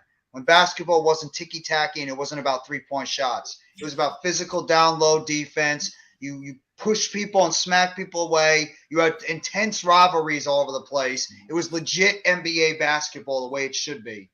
It was good stuff. Nice pass by Pickett on the outside for a first down to Freiermuth. Right as the second half just gets started. This game's been going by quick. What's the score? It's 7-3. What is it? I think 7-3. Raiders. I got 10-3. 10-3.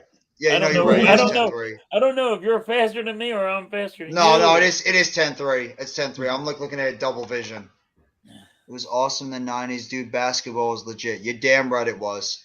90s basketball was as legit can be. Yeah. It was one of my favorite things to watch. 90s basketball was, I would say it's almost up there with football. Oh my God, 90s football was really good too, and 2000s football was great. But I mean, I'm just saying, it was really high up there. Yeah. 90s football was 90s. Baseball wasn't because of the fucking strike. Yeah, 96. Baseball fell down because of the strike. It did. Baseball was the most. Strike. I think it was in 95. The strike was 95, 96, one of those years. Yeah.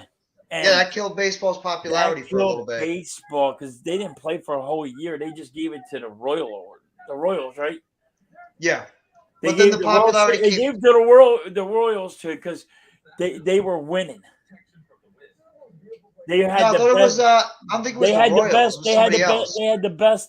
They had the best winning streak, so they just gave it to the Royals. Actually, I think it was the strike of 95. You're right, because then the next year the Yankees won 96. Well, the Yankees won in 96, so I don't think it was 95. Okay, then it's 95. Braves won in 95. Braves won in 95? It was 94? Yeah, I think it might have been 94 then, because the Braves won in 95, Yankees won in 96. Who the hell won in 97? Damn, I'm old. Yeah, Sleeping Angels. Well, we are old. I'm like, what the hell? I would think it was 96. I'm like, yeah, we're ancient. It was a whole year. I'm like, they just we're ancient. You don't realize how old you are until you have to go back in the day to like stuff like this, and you realize, oh shit, we're old. Yeah, you're right, Sleeping Angels. Check this one out. The best thing that I ever seen in my whole life was Bo Jackson. Played a Raiders game, dominated. Mm-hmm. Then I remember that. Got in the helicopter, flew to the baseball game, and he ran on the wall, ran back down the wall. Bo Jackson was one of those rare athletes. This guy's a freak of nature. So was Dion. Yes, but Bo Jackson was the first athlete to do it. I remember that and because I'm then Deion Sanders said, whoa, wait a minute. You can do that, I can do that. But Deion Sanders wasn't like no Bo Jackson. No. It was just another dude. Bo Jackson, I mean, come on. Bo Jackson took out. He dislocated both legs as he's running down the field because somebody grabbed onto him and was trying to hold him, and he just dislocated both legs. Ripped the legs out of his hips. You know how fast and how strong you have to be to do that? He was a rare athlete, Bo Jackson. And it's just a damn shame he's not a Hall of Famer. That's idiotic that you don't make Bo Jackson a Hall of Famer. First of all, he should have been a first round Hall of Famer. First ballot, absolutely. You're not going to hear an argument from me on that. He should be a first ballot Hall of Famer. There's not even a discussion. But then again, I agree. I mean, he was phenomenal. I agree with your assessment. Yeah, I agree with the assessment on that one. He is a first ballot Hall of Famer, and there's not even a discusation about it. I don't even know who you're talking about. Bo Jackson. Bo Jackson. You've never heard of Bo Jackson? No, I have. I left the computer. Vito said he didn't know who Bo Jackson was. You don't know Bo Jackson? No, I didn't hear Bo Jackson. I left the computer. We're going to have a talk if you didn't know who Bo Jackson was. I left the computer. He should have been in the Hall of Fame a long time ago. Well, he should still go into the Hall of Fame. Yeah, see?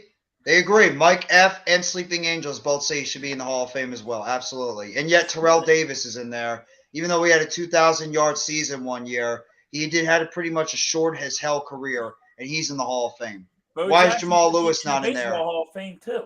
Yeah. And he's not. Why is Jamal Lewis not in the Hall of Fame? He had a 2,000-yard season as well, and he won a Super Bowl. Why is he not in the Hall of Fame? Because the only people that get to pick the Hall of Fame are goddamn analysts, reporters. These news reporters suck. Baseball ones are the worst. Baseball writers and analysts and stuff, they're the worst when it comes to everybody. I went to the Baseball Hall of Fame. Drop that can of Dr. Okay, Pepper. I do want to be at the – that's two things I want to do. That's my bucket list. I want to go to the Baseball Hall of Fame, and I want to go to the Football Hall of Fame. So for me, I went to the Baseball Hall of Fame because my dad, we went to New York. We went up there. So the Baseball Hall of Fame was for me, and the Ommegang Brewery was for my dad. Yes, he was, Almighty. You ain't lying there, Almighty. He was. He was. He was one of those rare athletes you're not going to find coming around a lot often. And he was a guy that was so goddamn athletic. He could, like Halftime said, he could play one sport one day and one time earlier in the day, and then he could go right into the next sport, right like that. That's how talented a player he was. Oh, well, that's not good. Max Crosby looked like he hurt himself. Or Chandler Jones, too. That's pretty cool, Mitch, that you got to go to the Baseball Hall of Fame. I still think freaking Pete Rose should be in the Hall of Fame. I also saw an act of God. You know what? Here, Sleeping Angels, this is what's going to happen. I've mentioned this before. Pete Rose will get into the Hall of Fame when he dies. When he passes away, the next year, Pete Rose will be inducted in the Hall of Fame because they're not going to give him the satisfaction of being able to be there alive and being able to be inducted while he's there. The second he gets hurt, the second he passes away, that's when you'll see him get put in the Hall of Fame. By the way, Chandler Jones is being carted off now to the locker room. Sleeping Angels. I totally agree with you that Pete Rose should be in the Hall of Fame. If Pete Rose ain't going to be in the Hall of Fame, then Tom Brady shouldn't be in the Hall of Fame. And there should be a couple of guys that not make it into Hall of Fames if you're going to hold that kind of thing. No, Pickett just threw a pick, and the Raiders get the ball all the way near the 45-yard line of the Pittsburgh Steelers. Right, that's what happened to Ron Santo, too. They put him when he was dead. Oh, look who's here. Look who's here, Halftime and Mitch. Cole's Cowboy. What's going on, Coles? I know I see those eyes. Well, yeah. Well, I mean, he gambled. He gambled on baseball. So, I mean, I understand why they're not putting him in. First of all, he was a coach. And yes, Russell Wilson will be a Hall of Famer. He was a coach. You had to stop this. He was a coach. He was going to the Hall of Fame for what he done as a player.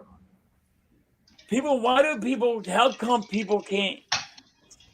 He was caught gambling as a coach, not a player. And he bet it for his team, not against his team. But I think they just frown on the fact he gambled at all. I know. I would have him as a Hall of Famer. I would. But I get He's it. a I get Hall why of they're doing Famer, it. what he's done. He gambled when he was a coach, not as a player. Yeah, but I don't think it matters. Even if he coached, it gambled as a Okay, coach then or a player. Michael Jordan should be out of the Hall of Fame. Well, you're not wrong about that. I mean, if you see, I'm not. He got caught. He was gambling. He was gambling too. Yeah, you're right. You're right. It's a hypocrisy. It's a hypocrisy. Wayne Gretzky. You gonna pull Wayne Gretzky out of the Hall of Fame? Yeah, no, you're right. Wayne Gretzky sat there and blamed his wife, and he was having a gambling fucking fraud going around. Well, it's a hypocrisy. You have to think about it too. It's a hypocrisy of certain athletes. You can't look at one thing this way and turn your back to something else. But that's how certain people are when it comes to that kind of stuff, even if it's not fair or not. You know it's true, Halftime. That's how people treat it. But come on. Wayne Gretzky should be from the Hall of Fame. And then you start pulling all these great ones from the Hall of Fame. Guess what? You don't have all these people in the Hall of Fame. The greatest well, also, if you look at Baseball Hall of Fame, how many people are probably in the Hall of Fame right now that have taken steroids? They're trying to keep steroid people out. How many people? Exactly. There are a lot of people in the Hall of Fame that have taken some type of substance that have put them in the Hall of Fame. David Ortiz? Okay, let's go back in the day without doing steroids, right? How many baseball, just go with baseball, athletes were doing cocaine, meth, and all? Yeah. Don't sit here. I can go on about this. You don't say Brave Booth. You don't think he did anything? Solid. Yeah, but halftime, I'm not disagreeing with you. I'm agreeing with what you're saying. I understand it. It's just the hypocrisy in sports because of the people that are running it. That's how they are. It just gets me frustrated. Oh, it gets me frustrated too. Why is Albert Bell not a Hall of Famer? Albert Bell, one of the greatest baseball hitters of all time, and that guy's not a Hall of Famer?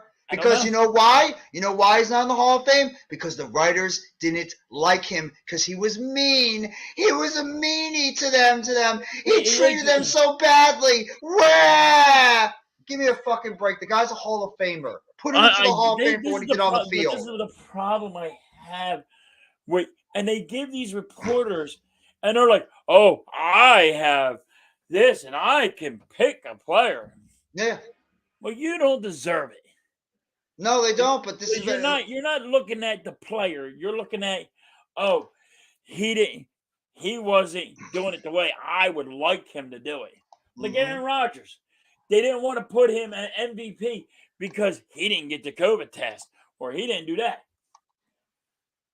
They got their favorites, that's for damn sure, and it sickens me. Well, that's what happens when you put writers in there. The people they like are gonna most likely make the Hall of Fame, even if they don't deserve it. And the people that they don't like, that treated them unfairly, especially baseball, the writers are the worst, because it's a bunch of old timers that are in there that don't understand the newer age of baseball and don't go. They go by how somebody treated them over the years. That's what frustrates me the most. Is that players that were phenomenal on the field, and that's how you should be able to distinguish who gets in the Hall of Fame and who's not, by the production and what they did on the field, not try to base it on what they did off the field, whether you like them or not. Albert Bell is a Hall of Famer. Pete Rose is a Hall of Famer. Yes. Even if the fact that Roger Clemens and Barry Bonds, they were Hall of Famers even before they did steroids. These guys were Hall of Famers. Right, but you're gonna sit here and you're taking everything away from people because it's that they have the power. Who's gonna stop them? They don't care. They should never have gotten the power to do it. You know where this is what they should have done back in the day, and this is what they should have done now. They should take all the writers and say, "You guys have no more power. The fans have the power." I don't know about that one. That could get ugly. No. Check this out. Because all you had to do is vote. You had these guys. Take it easy, Mitch. Have a good night, bro. Have a good one, Mitch. All you had to do is say, here's your 4 guys. These are you only get 4 guys who goes to the Hall of Fame and who not. Boom. Whoever gets the most votes get to go to the Hall of Fame. Boom, boom, boom, boom. It's all done. Because even fans are more realistic than these analysts. Yeah, but are some of them, though? Some fans are out there, too. Some fans are out there, especially if they're a fan of a certain team. They're going to be way more biased. Some fans don't know how to be. Some fans don't know how to be realistic when it comes to certain things. You're right, but guess what? They're not even go, well, he hurt my feelings. Well, that's true. You know what I mean? That's true. I mean, you got to figure out a way. Or how about this one? Maybe only owners should vote. That's not a bad idea. What about the players? Why don't the players vote? Because give the players an opportunity to vote. Players hate other players. It could be the same thing with the owners, though. Some owners might not like some of these players that are playing. It's tough. That's why the writers have the control, because they never played on the field or they never owned a player or anything like that. They've just been writing. Okay, some reporters are not that good and know what they're talking about. Oh, I already know that. Yeah, they're not. A lot of them are very overhyped. You and I could be a reporter if we want. We could probably do as good of a job as they do. Well, we are. We are reporting. We report all the time. We just don't have the breaking news because we don't have, inside information. We just get it from everybody else. I'm not paying somebody $50,000 to tell me breaking news and then exactly. It's just that's the thing. They got money and they're making money saying, yo, I need $50,000 to give this guy and he's going to give me breaking news. Exactly. But we probably could do a better job when it comes to that certain stuff too. And Sleeping Angel says it right here. The reporters are biased too, and it sucks. It's unfair to some of these players that don't get in. He's right. These players go sometimes reporters go sometimes too much about how they were treated by a player or players instead of the credentials that these guys did on the field. That's what it's all about. You're not putting people in because of what they did off the field. You're putting them in because of what they did in terms of their on-field, court, diamond, whatever the hell you want to call it, accomplishments. Yep. That's what it's all about. And that's what it should be. That's exactly what it should be. But unfortunately, it's not. It's a popularity contest sometimes. My thing is, Bo Jackson didn't do no steroids. No. Never found out for no drugs. Nope. Did phenomenal stuff. Playing two games in one day. You're never going to see that again. No, not at all. And he gets no recognition of it. Because they look at him as a guy that just couldn't play long enough. He got the money, but guess he was the best. You're not wrong. I mean, the guy, if he stayed healthy, I would say another guy like Gale Sayers, if he stayed healthy too, that guy could have been one of the greatest of all time as well. I mean, even Deion Sanders should be in a baseball Hall of Fame. Yeah. Okay, he made the football Hall of Fame, but Deion Sanders also should have made the baseball Hall of Fame. How many years did he play baseball, Deion? I forget. I think he did 4.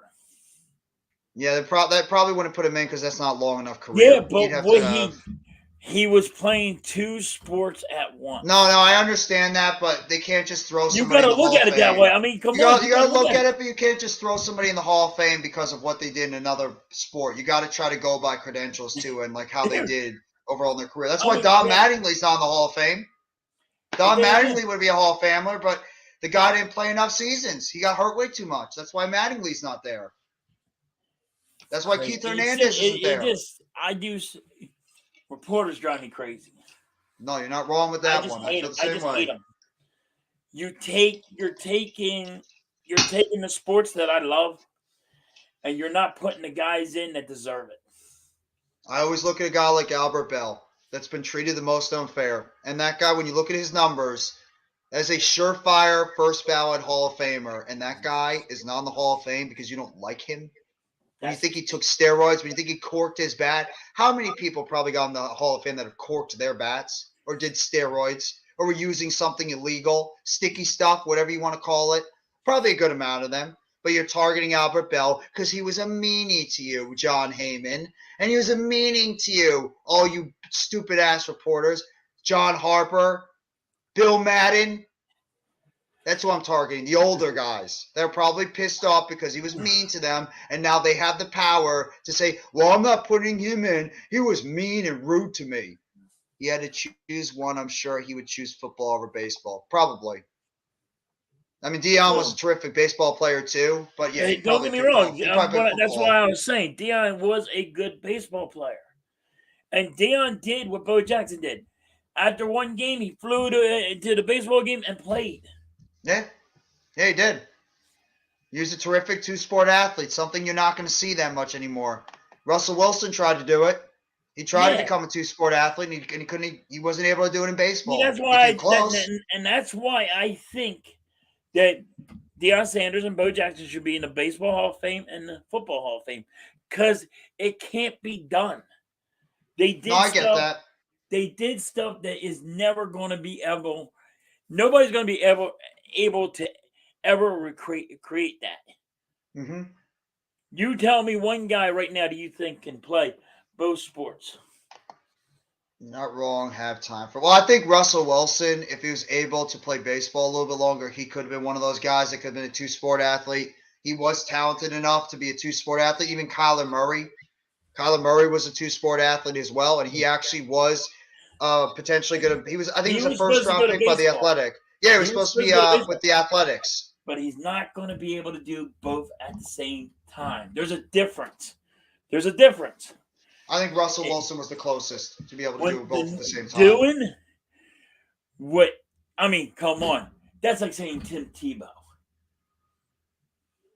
He guess. Did both. He did both. What other sport did Tebow play? Baseball. That's right, he did. Played for Mets. He played for your damn team. He played for he was in the minor leagues. Yeah, but he never really played in the major leagues. He's played like 2 or 3 games, and that's it. He played in the major leagues. Stop it. Now like 2 games. 2 games because he quit football. Because he quit football. That's why he played in the major leagues, because he quit football. I know he sucked. Anybody knows Tebow sucked. He had one defining moment. Skip Bayless said Tim Tebow is and that's Skip Bayless for you. And that's Skip Bayless for you. That's why Skip Bayless, and nobody ever takes Skip Bayless as serious as anybody. He sucks as an announcer. He's just a blowhard. That's it. He's a character. That's all Skip Bayless is. That's all Stephen A. Smith or Colin Cowherd and all these guys are. They are talking heads. They are characters on television. These guys are the dumb assholes that have the hey, I can pick who's going to be in the Hall of Fame.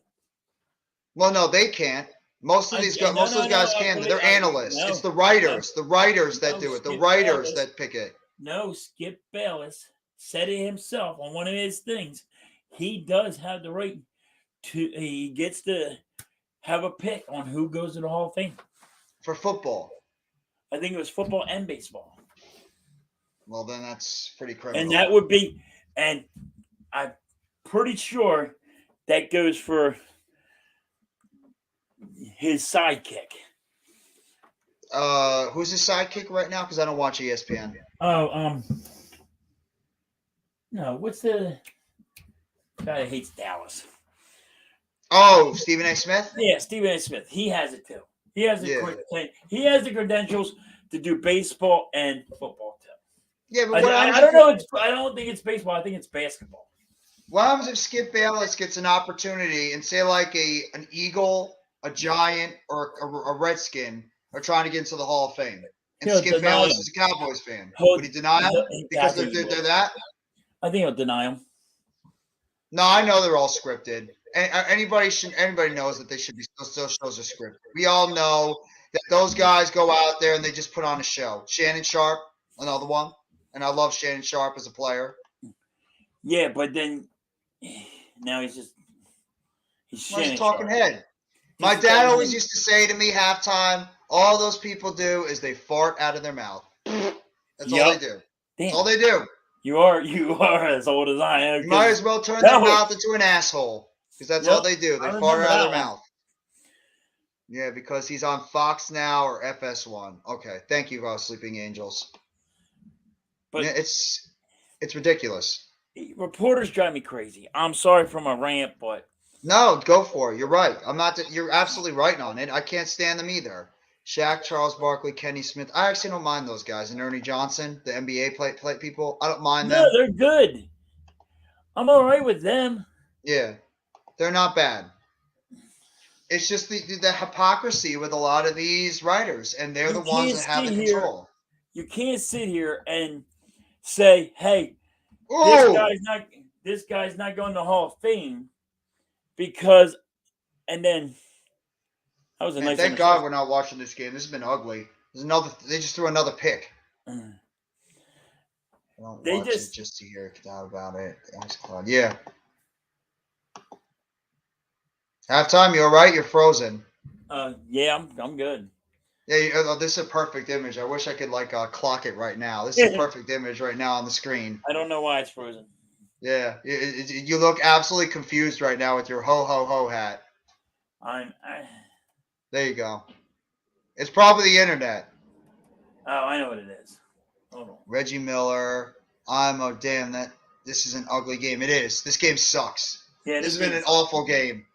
Both teams have been throwing picks left and right. It's like the second pick by Carr, but that wasn't even his fault. I mean, it tipped off of Hunter Renfro's hands and went right into the safety's hands. I believe that was Terrell Edmonds, the twin brother of Tremaine. I don't know what happened. Reggie Miller is just an act too. Halftime, take off the sunglasses real quick. No, I That's leave part my of his sunglasses on. It's my thing. It's his gimmick.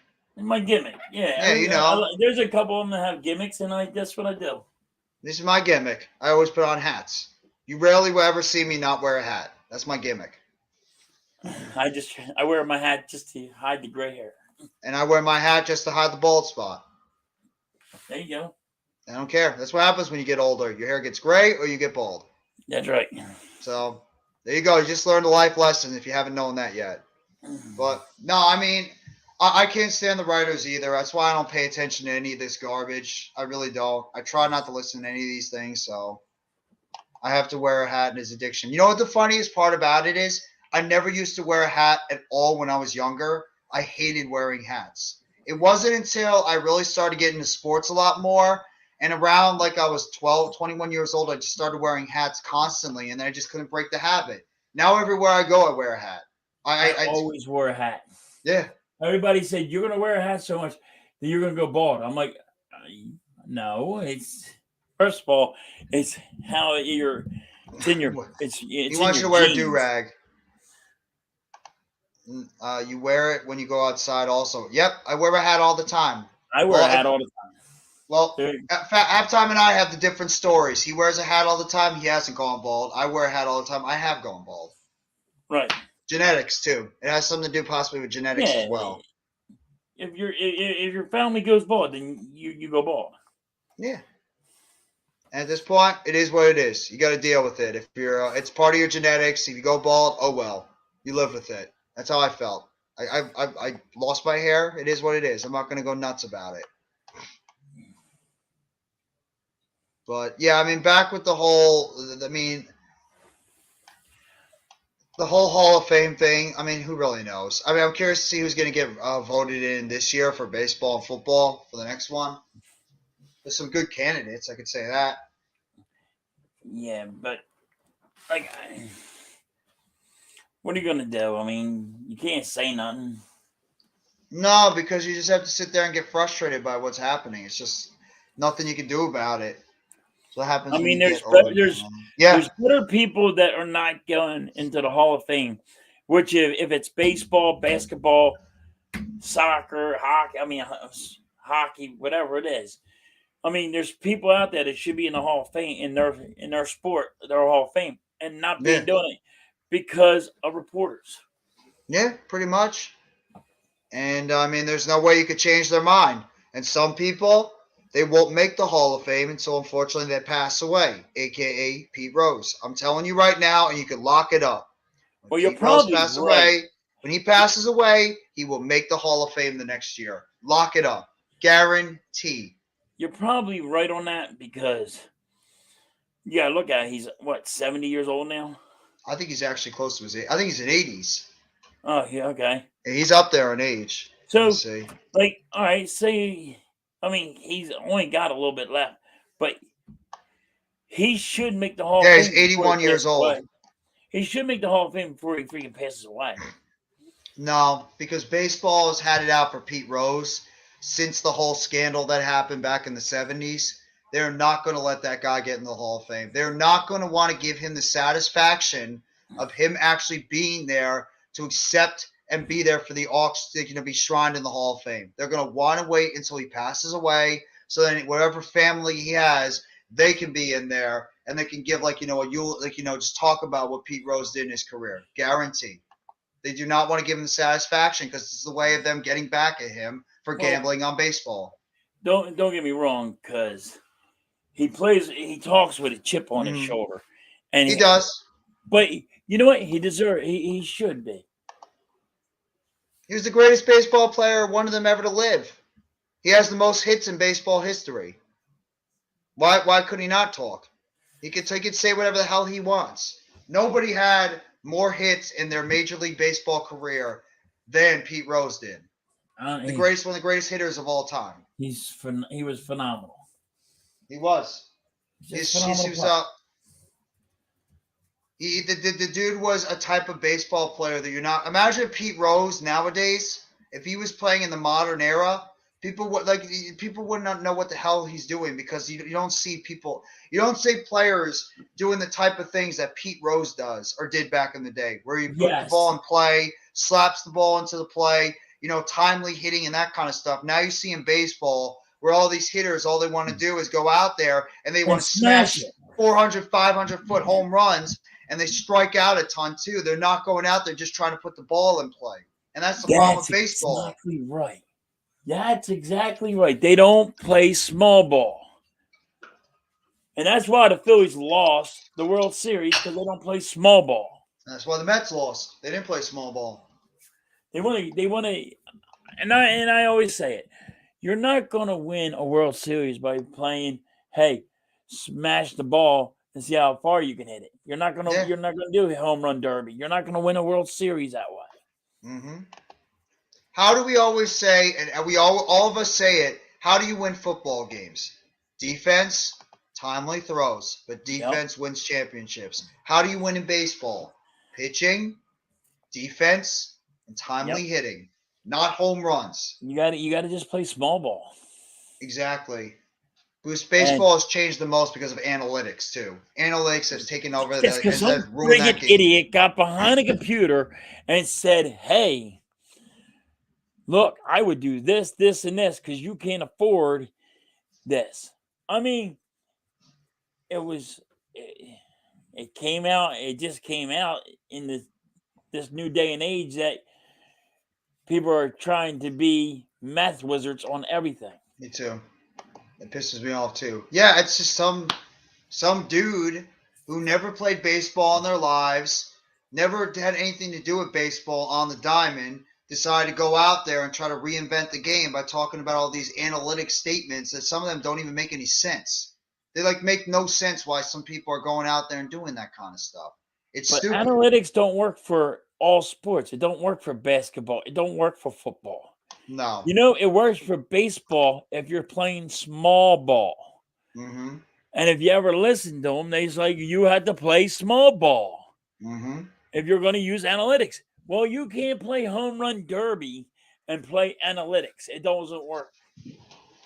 Well, also the fact that when you see a lot of these baseball players or these GMs that come out, when they make some of these analytical moves, you see what they do is if there's a player that doesn't hit very well against a certain pitcher, or he struggles against left-handed hitters or struggles against left-handed pitchers, etc. You see them make these moves in and out to try to make the adjustment by saying this is the more probability that this will happen. So that's what you see when it comes to these analytics stuff, and it's changed the game for the wrong reason. And also the biggest problem is fantasy. Fantasy has ruined a lot of sports, especially with football. Fantasy football has been a huge component with football, especially. Analytics with baseball, fantasy with football, and somewhat with basketball. But football is definitely hurt football. It's definitely gambling a little bit. And gambling too, absolutely. Gambling's hurt the sport as well. Gambling hurt all sports, but it is what it is. No, there's nothing you can do about it. Gambling is what it is at this point, and it's just part of the metrics. And everybody wants to see high-scoring games. People don't have the patience like they did back in the day, where we didn't mind if we saw defensive games in every sport, pitching duels, or defensive battles in basketball and football. Nowadays, everybody wants to see home runs all over the place. They want to see big-time hits. They want to see big-time catches, running up the scores all over the place. Like in basketball, you want to see people score 150 points a game. Football, you want to see 30s, 40s every game. Baseball, you want to see, 5, 6, 7 runs a game. So that's just how sports are right now. It's the new age when it comes to sports, that people just don't have the patience anymore like they did in the past to just sit back there and actually enjoy the game for what it is. But it irks the shit out of me. No, I don't blame you. It irks me too. I mean, a lot of things nowadays irk me. But then again, I'm like I always say, I'm old school. So we both are. We grew up in a time where that really didn't matter. We know what real baseball, football, basketball, hockey, all that stuff was. It was a much different game. I love everybody, but there's like, well, this is a new day and age. I'm like, no. Somebody can't reinvent the wheel. And I don't care however you look at it. The wheel's the goddamn wheel. Yeah, there's always those people out there that try to reinvent the wheel and try to change the game because you have to think about the new generation. They're phasing out the older generation of people because they're not going to be around that much longer, and they want to try to get the new generation of people to watch the sport. That's why they do it. And the new generation don't have the patience to deal with low-scoring games. So that's why, like, you see all these rules thrown in there to help out the offense in every sport. Yeah. And because Tom Brady wouldn't win all them Super Bowls if you had it back in the day. Oh, you hit the quarterback too much. Yeah, I'm going to call penalty. Well, it's worse. It's worse, way worse now compared to what it was even when Tom Brady first started, when he was winning those championships with the Pats in the first couple of years. I mean, if you go back in the day, I mean. Oh, you mean like the 80s and 90s? Yeah, quarterbacks were just getting hammered. Oh, yeah. Steve McNair was getting his ass handed to him. Yeah. And they were another player on the team. They weren't calling penalties. No, they were just another player on the football field. Yep. It doesn't matter what you were. If you're a quarterback, you were going to take a beating in that game, and you were going to you had to try to survive. Steve McNair, Donovan McNabb, Eli Manning, Ben Roethlisberger, all those guys. They took beatings back in the day at quarterback. But in the 2000s, especially too, in the 90s, it was crazy.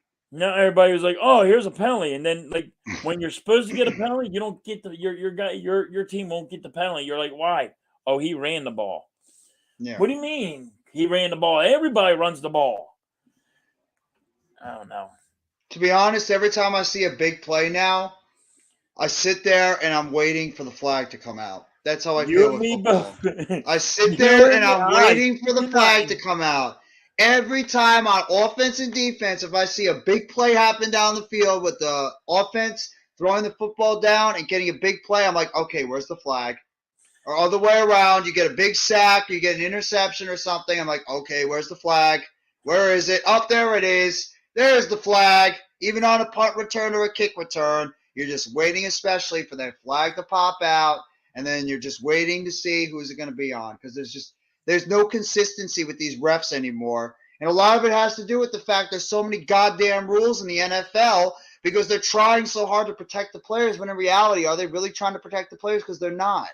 They're not. No, they're not trying to protect the players. If they're protecting the players so much, why the hell would they keep adding football games to the season? You actually hurt them. Yeah. So you're trying so hard to put up. You're not going to hurt the quarterback. You're going to hurt that defensive player that has to. You want them to do this hit, but spin and turn and do all this and all at one move. That's awesome, Knicks all day. I'm happy that you want to share that. Thank you. Yeah, it's a shame. I mean, it's the hypocrisy of the NFL, and there's no league that's more hypocritical when it comes to, the business side of things and the safety side of things than the NFL. Roger Goodell and the owners are the biggest hypocrites in the world. They always keep talking about player safety, player safety, player safety, player safety. Let's just be real. If you're so worried about the players, why are you adding football games to the season, making it bigger risk because you want the money? Why are you so worried about traveling to all these other places in the world, like Germany, like Mexico, like London? Why are you so worried about putting NFL teams in all these other stadiums? Because you only care about the money, and you're pretending that you care about the players. You don't.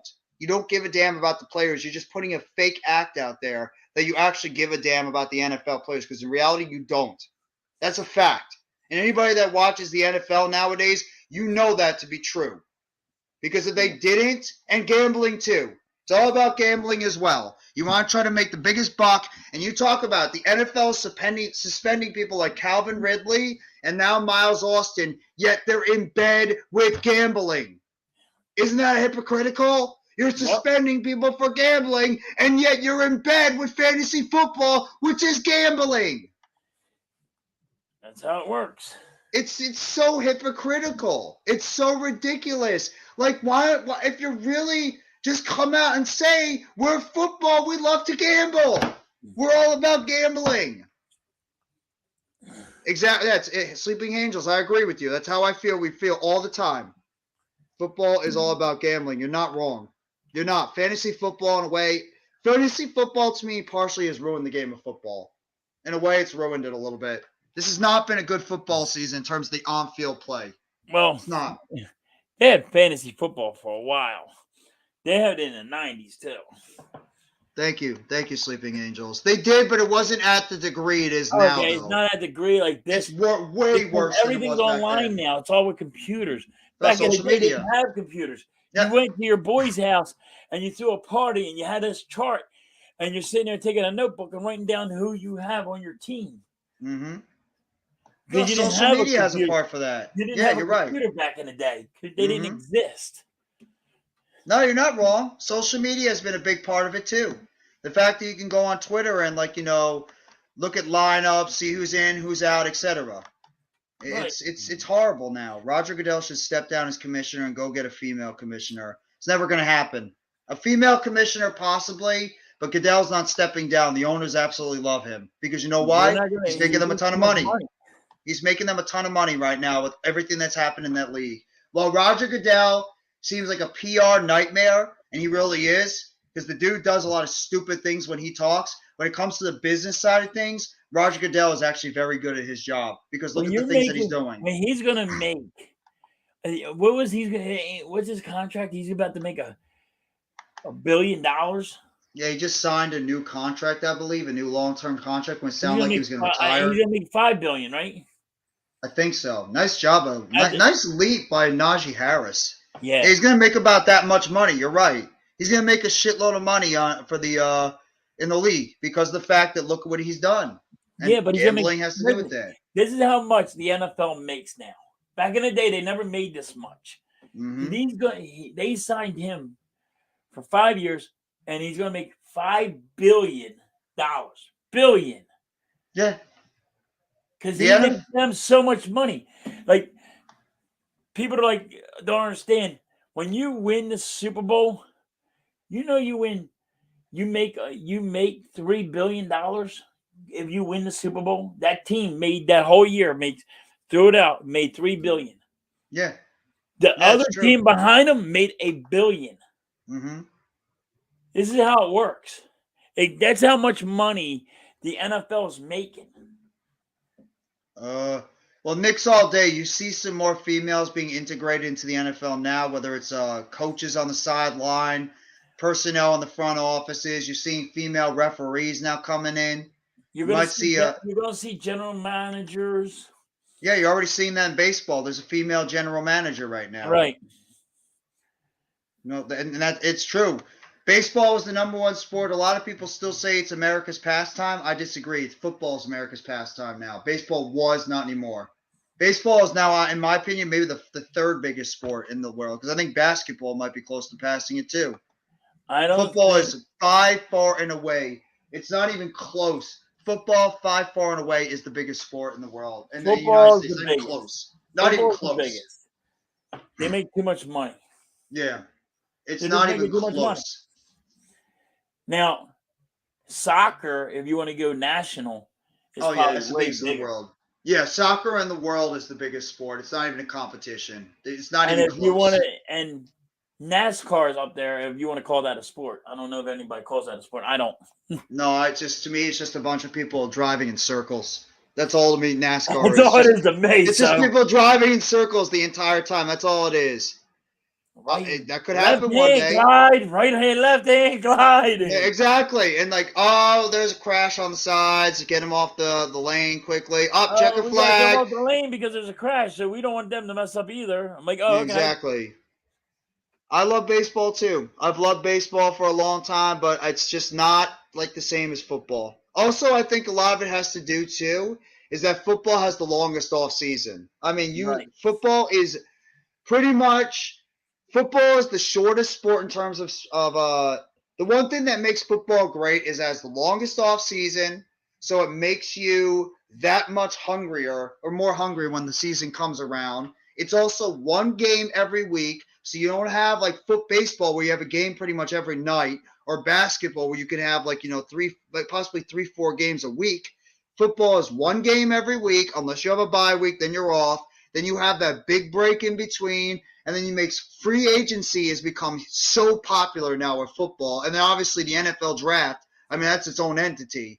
Most people have never even heard of these players before coming out of the draft, but people love the NFL draft. It's a huge thing nowadays. In baseball, anybody worried about the draft? You don't see in hockey somebody worried about the draft. I mean, basketball, you're not after the first round, second round, you don't even care. No. In basketball. And I'm in not football, it's a different story. I'm just saying everybody's watching the football until round 7. Yeah, absolutely.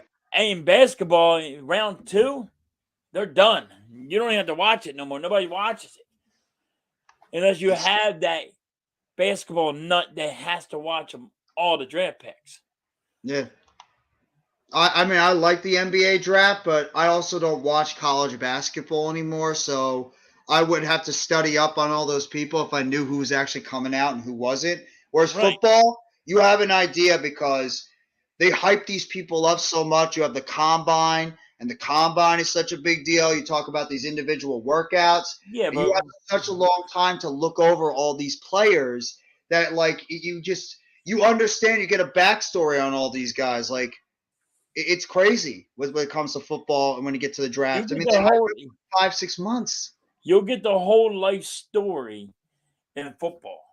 Exactly. You don't get that in basketball. You don't get that in baseball. You don't get that in hockey. You don't get that in any other sport. They'll tell you, oh, this guy was poor. This guy lived like this. This guy lived like this. Yeah. You know what I mean? It's also halftime too. Basketball, the draft happens like the month after the regular season ends. Like literally, you have a month in between the end of the season, draft, and free agency. With football, you have at least a couple of weeks. Yeah, I mean, you have a couple of months to worry about it. You can sit there and talk about this thing. Oh, even like teams like Houston, like some of the teams, if you're bad in the NFL, you're talking about the NFL draft maybe like in like October or November. You have like 6-7 months you're talking about the NFL draft. That's how much. That's like how early you talk about it, and then after the season ends, you pretty much have 2 months or 3 months that you're hyping up the NFL draft. Yeah, see, like all these people writing. Bless you. You have all these people going out there making mock drafts after mock drafts, scouting, doing all this kind of stuff for months, over and over and over and over again. All these people doing that. It's insane. Yep. I totally agree with you. Yeah, I mean, that's another thing positively that makes the NFL special. And now especially that now the NFL has become like the NBA and MLB, where it's like the off season in terms of trades and free agency, especially this last offseason we had, where it was like a big move happening almost every friggin' day. And then the trade deadline was incredibly active. When the hell is the NFL trade deadline be active? Look at the trade deadline that happened just before. There were a ton of moves that happened at the NFL trade deadline this year. Yeah, that's become a spectacle now. And they have everybody watching it like you must see TV. Exactly. That's a perfect point. I mean, you gotta get hats off to the friggin' NFL for how they promote everything. Oh, I do. Absolutely. I would never disagree with that. They put money out like no tomorrow day. They print money. They print money like no tomorrow, what they do. On every single thing, it feels like an event. They make so much money. And you know the crazy thing about it, too? Every single month, even after the season, there's like a big event happening. February, you got the Super Bowl. Yep. March, you have free agency. April, you have the draft. May, you have OTAs and minicamp. June is really June is really that dead month. If there's one month that's like the dead month, it's that June, like early June to like late July, in between minicamp and training camp. That's like the dead period of the NFL. That's when baseball really takes over. Yeah, then training camp, you get into the season. They're taking another out, right? Preseason game? Preseason game to make it regular season, right? That's their goal. Their goal is eventually to make it 18 games during the season, have only 2 preseason. In the off season, they're supposed to go back and talk about this, right? Yeah, but I don't think they're going to do another. I don't think they're going to add an 18-game season until the new collective bargaining agreement. They're supposed to keep it at 17, but add another playoff game. Like add another round or add more playoff teams? Add another round. But that's saturating the NFL. I get why they're doing it, but that's saturating the NFL. It's watering it down. Yeah, but it's all about the money, buddy. You answered the question. Oh, yeah, it is. You're out. It is all about the money. Y'all think the NFL should add a season tournament? No, absolutely no. I don't even like the fact they gave the season 17 games. I would rather keep it at 16. I thought 16 games was perfect. I think you're oversaturating the sport, and the fact they added another playoff team is, it sucks too. I mean, I'm not going to complain now. It's helping my football team. Back in the day, they didn't have 16 games. No, they had 14. Yep. They had 12, and then they boosted it up to 14, and they eventually went to 16. 14, now it's 16. Yeah, now they went to 16. I'm like, now I know you as old as I am, Joe. I'm like, damn, Yeah. you never do that. Oh, yeah, I remember. There were 14 games back in the day. I didn't remember it vividly, but I remember there were 14 games in a season. Then they bumped it up to 16. There was 12, 14, and 16. And they've had 16 for a long time. They had a 16 game season for a very long time. Yes, even Randall Cunningham, I believe, at the end of his years was 16 games. Yeah. In the beginning, I think it was 14 when he first came in the NFL. No, I don't want. See, the problem if you keep increasing football games, you're going to have to either increase the rosters where you have more players out there, right, or you're going to have to, do something about player safety.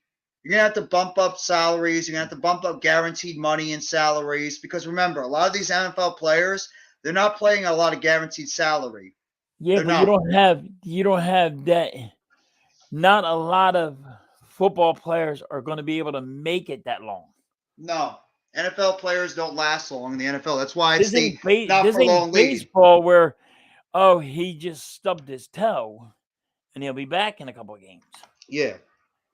This guy just located his arm, and he has to get that back together. But it's also because in baseball, you're not taking a friggin' pounding all the time on the football field like you are on the football field. You're getting hit almost every single play, and it takes a toll on your body. That's why it's called the not for long league because you're not there. Most players are not there for long. No, baseball players, they can play. You see these baseball players play until their 40s. Football players, you rarely see guys. A lot of guys are retiring in their late 20s, early 30s because they just can't take it. It's too much of a pounding they're taking on their bodies. Jeff's right. This is basically what it is. You know how many a normal football player lasts? It's 3 years. He lasts 3 years. Mm-hmm. If he's going to be in there for 5, 6 years, 10 years, 15, that's outstanding. Frank Gore is a perfect example. They are normally out at 3 years. I think there was one guy, he was out he only played 1 year. He said, I'm retiring. Yeah. Because he got a freaking Pokemon card. I don't even know if that's true. That's insane. It's got on his true clue. I forget the guy's name, but he retired because of a Pokemon card was worth $600,000. I'm like, dude, really? You just turned down millions of dollars for $600,000? Was he a good player, or was he a guy that was like a fringe? He was a rookie. I don't know. He was a rookie. He only played 1 year. Mm-hmm. Well, David Wilson. Remember the David Wilson on the Giants? Kid that came out in 2012, high-powered rookie out of Virginia Tech, played 1 year. He had a neck injury, and he had to retire after his rookie year. I mean, there's some – don't get me wrong. There's some players that didn't even deserve to be on the field. Oh, yeah. Andrew Luck, that's another one. Andrew Luck was probably one of the greatest prospects to ever come out in the NFL. And the Indianapolis Colts should always be ashamed of themselves for what they did to that kid. Because that kid was we talk about, we hear the word generational talent coming out a lot from people. Andrew Luck was a generational talent. He was the definition of a generational quarterback. They just beat it. They just beat him up, and they didn't put weapons. They didn't give him an offensive line. They didn't give him this. They just said, "Hey, you're going to do it on your own." A quarterback is not going to beat a team on his own. Nope. You had to give him that offensive line. You had to give him the weapons around him. Exactly. And you know what? Maybe the Colts have been cursed ever since because of the fact that team has been looking for a quarterback ever since Andrew Luck has gotten hurt. So maybe that's payback from the football gods. They're like, look what you did to this generational talent. We are going to make you suffer now for what you did to him. It looks like it. You're right. You're right. Because that's like saying it about Detroit. Yeah. You had talent with Barry Sanders. Arguably one of the greatest running backs ever to step foot on a field. And then he retired because he didn't want to play for your team no more. Calvin Johnson, too. One of the greatest wide receivers to ever play. Now, hold on. This is two guys on your team that decided, hey, I'm going to retire because I don't want to play for your team. Your team sucks. Mm-hmm. It's not your team sucks. It's the organization not getting the players back. Mm-hmm. And they were generational talents too. Both Calvin Johnson and Barry Sanders were generational players, and both of them retired early because your organization was just not up to par. That says something right there. And I will say this: Barry Sanders would have been the best running back ever to play the game if he didn't retire in his prime. Yes, absolutely. Hands down, nobody will ever touch him. No, that dude was a rare talent you're not going to see come around in the NFL for a very, very, very long time. And that's why when people are saying Saquon Barkley is the next Barry Sanders, he has some traits of Barry Sanders, but there's not a lot of people that are Barry Sanders. Like or even people trying to compare to Lawrence Taylor. No. When they said that rookie from Tennessee is the next Barry Sanders, I just rolled my eyes like, all right. Oh, you mean the kid from Texas? Bijan Robinson? Yeah, no, he's not. They're saying he's the next Barry Sanders. I'm like, dude, you guys got to stop saying people are the next Barry Sanders. Michael Parsons, the next Latavius Thomason. I'm like, no, yeah, they called him the next Lawrence Taylor. Do you know how much of an insult that is to call somebody the next Lawrence Taylor? Do people not remember what Lawrence Taylor? And you're not giving him Michael Parsons props. You're knocking Lawrence Taylor. Yeah. Listen, and this isn't even a Giants bias. Lawrence Taylor was the greatest defensive football player to ever step foot on the football field. You cannot call somebody that. Changed the way people played the game around people. Like they targeted him so much. Mm-hmm. Hey, all we got to do is worry about. All we had to do was worry about 56. We had to go out there and wonder where 56 was out on the football field all the time, and they couldn't do it. They couldn't stop the guy. Try to go out there and stop 56, and they could not stop him at all. That's how good Lawrence Taylor was. The guy was a once-in-a-lifetime, and I'm saying it again, once-in-a-lifetime football player that you are not going to see come around in the NFL, maybe ever. That's how good he was. And the kind of pressure that you put on a guy like Micah Parsons, who's just coming into the league as a rookie, and you're already comparing him to the greatest defensive player to ever live, maybe some even call him the greatest football player to ever live, that's unfair. That's unfair expectations to put on a kid. That really is. And Philly halftime is, I guess, dealing with some issues. That's fine, halftime. Appreciate you coming on the live stream. Thank you so much, bro. Have a great rest of your night, and Merry Christmas to you as well, halftime. Take it easy. Thank you. Appreciate the talk. I really enjoyed the conversation we had too, bro. Thank you. I hope everybody's enjoying their Christmas Eve as well. I hope everybody's had a really nice Christmas Eve overall. You spent some good time with your family, spent some good time with your friends, loved ones. You're going to get ready for a very nice Christmas tomorrow. I'll do the rest of the football game here. The Raiders just got sacked Carr got sacked. It's 10-6 right now, and the Steelers are going to get the football. So I'll call the rest of the football game right now, even though it hasn't really been a good one. We're in the fourth quarter. This has actually been a very quick-moving game. So I'll call the rest of the game for you guys before we close up shop and everybody can get ready for their you too, bro. Thank you. You keep it real as well. Appreciate. Always love talking football, baseball, any sports with you halftime. Have a good one and give my regards to your entire family and have a great, great Merry Christmas overall. So Pittsburgh's got the football at their own 21-yard line. There's 6 minutes and 6 seconds left in the football game. On the NFL Network. Can't believe it's the craziest part is I can't believe there's only 2 weeks left in the NFL season. That's insane. The NFL is always that one season that just always goes by so fast. It's like you have to make sure you're careful because before you know it, the NFL season is here and gone in the snap of a finger. It's crazy. Oh, somebody on the Raiders is being escorted into the locker room. I can't tell who it is, but it looks like Denzel Perryman is going to the locker room now. Steelers take over at the 21. Pickett hands it off. Harris up the middle down to the 25-yard line with a 4-yard gain. It's going to be second down and 6. Yeah, it's crazy, man. Apologize if I turned off my camera, guys. I'm just turning off my camera for the rest of the night, but I appreciate you guys still coming by the live stream. Thank you.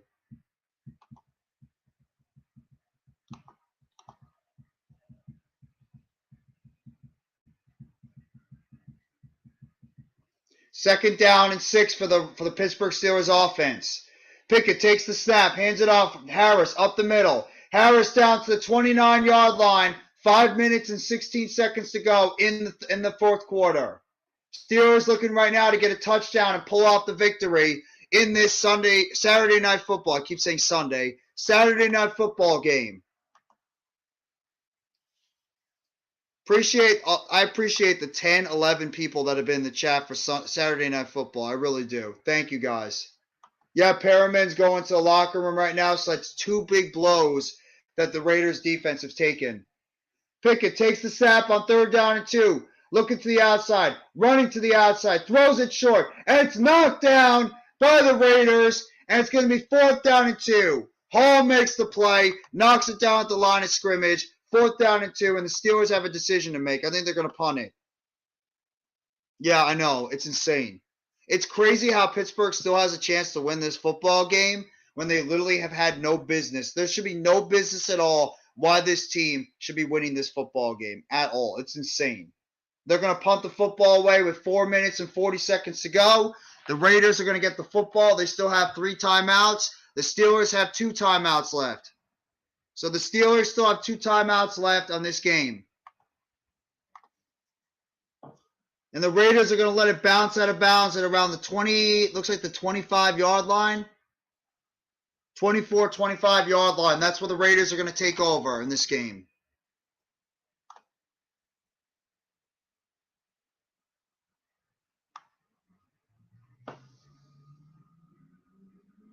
Devontae Adams is having a really quiet game today. Actually, the highest right now is Darren Waller has 4 receptions for 58 yards, and Deontay Johnson has the most for the Steelers, 5 for 64. I forgot Steve Sims is still in the league. I remember Steve Sims Jr. out of Kansas. 1st down and 10 for the Raiders. Takes the snap, toss play. Jacobs to the outside. Jacobs trying to break some tackles. Down to about the 29-yard line. A nice little gain of about 4 yards on that play. It's going to be 2nd down and 6 for the Las Vegas Raiders. They're looking to close this game out right now on a toss play to the outside. Toss play to the outside for the Raiders, and they're right now trying to slow it down a little bit and burn as much clock as they can.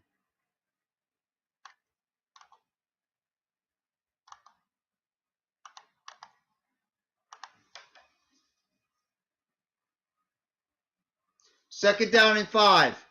1 wide up top, 1 wide down below. Tight end in motion. Carr takes the snap, hands it off. Jacobs trying to make a juke move, and he gets tackled around the line of scrimmage for a gain of none, and it's going to be 3rd down and 6. Cam Hayward has been a beast all game, made the stop there. Nice play by Cam Hayward. One arm, he stops him. One arm, Cam Hayward makes the stop. The great defensive tackle of the Pittsburgh Steelers for so many years. 3rd down and 5 for the Raiders offense. At the 29-yard line. Carr in the shotgun. 1 wide down below, 2 up top. Takes the snap. Throws it. Floats it to the outside. And it's incomplete. Throws it to the outside. Looking for Devontae Adams. Misses his target. And it's going to be out of bounds. And the Raiders are going to turn over the ball on downs. And the Steelers are going to take over on offense. So it's a turnover on downs for the Raiders offense. They go quickly 3 and out. And it's going to be Steelers football with an opportunity to take the lead with 3 minutes and 2 seconds to go on this Saturday night football broadcast.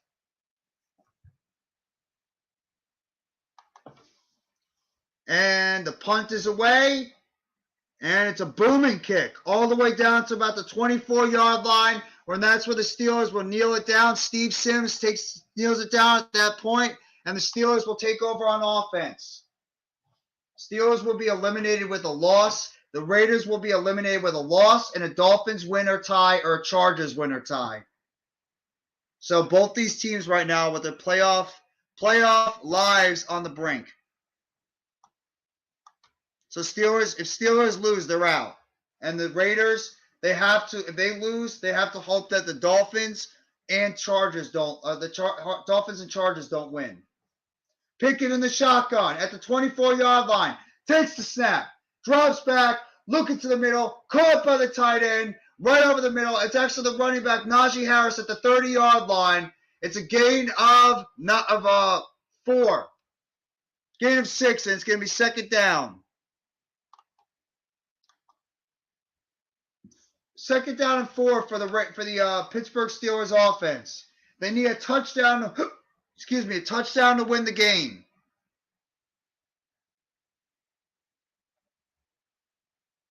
.220 to go in the game. Pickett in the shotgun. 1 wide down below, 2 up top. Pickett takes the snap. Looking to the outside. Rolling to his right. Throws it to his right. Caught by Freiermuth. All the way down to the 42-yard line. Pat Freiermuth with a beautiful catch down to the 45. Nice play by Freiermuth. That's the type of game that the Pittsburgh Steelers need.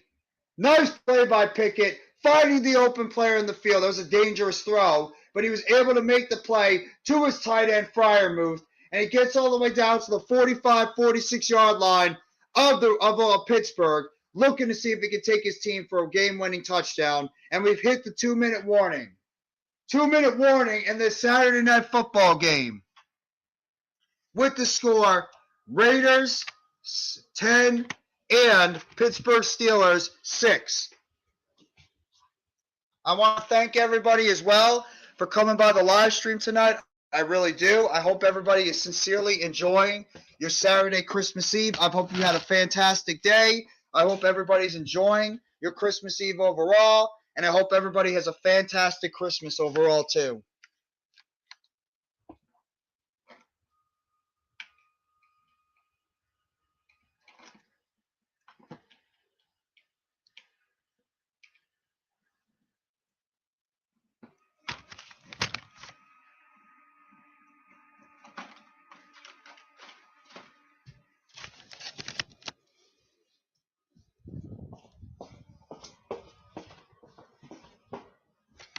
First down and 10 for the Pittsburgh Steelers offense at the 45-yard line.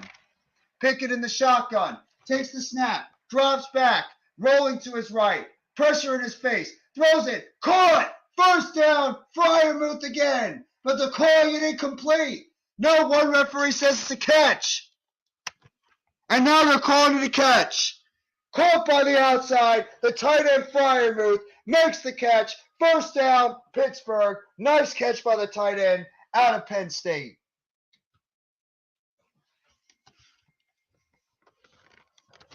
all the way down to the 43-yard line, but it looks like they're going to review it now.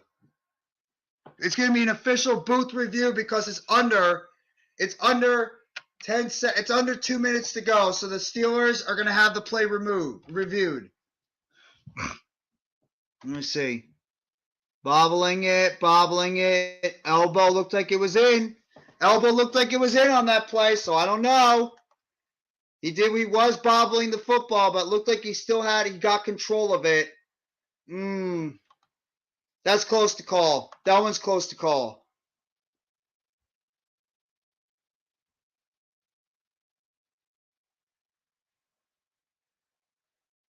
Actually, I think they might call it out of bounds.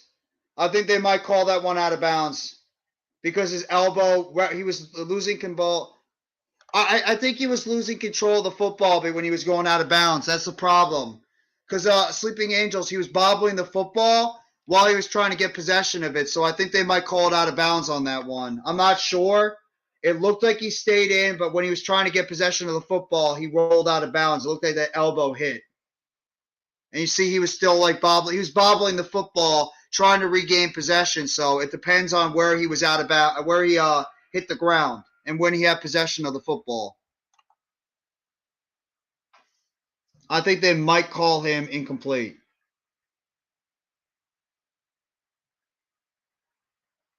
So they're calling it a completed catch. It is a completed catch for Pittsburgh by Pat Freiermuth. And it looks like it's going to be a first down for the Steelers. 1:46 to go. Steelers down to the 43-yard line of the Raiders. So the Raiders defense, it might happen again, Oakland. Might happen again. Pickett in the shotgun. Najee Harris flanks to his right. Pickett takes the snap. Drops back. Pressure in his face. Knocked down. Off the hands of Najee Harris and rolls to the outside. And it's going to be second down and 10. Pickett with a poor throw to the outside. Just missed his target. He threw it to the outside. That was a dangerous throw. The cornerback Hall was right there to make the play. But good job by Harris to tip it away because Hall could have picked that off. Hall could have actually picked that ball off, but it was a good job by Harris to knock it away. Derek Carr, once again, has got to rely on his defense to be able to make a play. Not something that has been a common theme. Second down and 10. Pickett takes the snap. Drops back. Throws in the middle field. Caught by Harris. Harris up the middle. Harris breaking tackles. Go all the way down to the 23-yard line. Najee Harris breaking tackles left and right. All the way down to the 23. They're going to say he was down at the 24-yard line. First down and 10. 1 minute, 12 seconds. Pickett takes the snap. Drops back. Throws it. Caught. Harris. Short pass. Out of bounds. 19-yard line. Picked up about 5 on the play. Yeah, I thought that was crazy.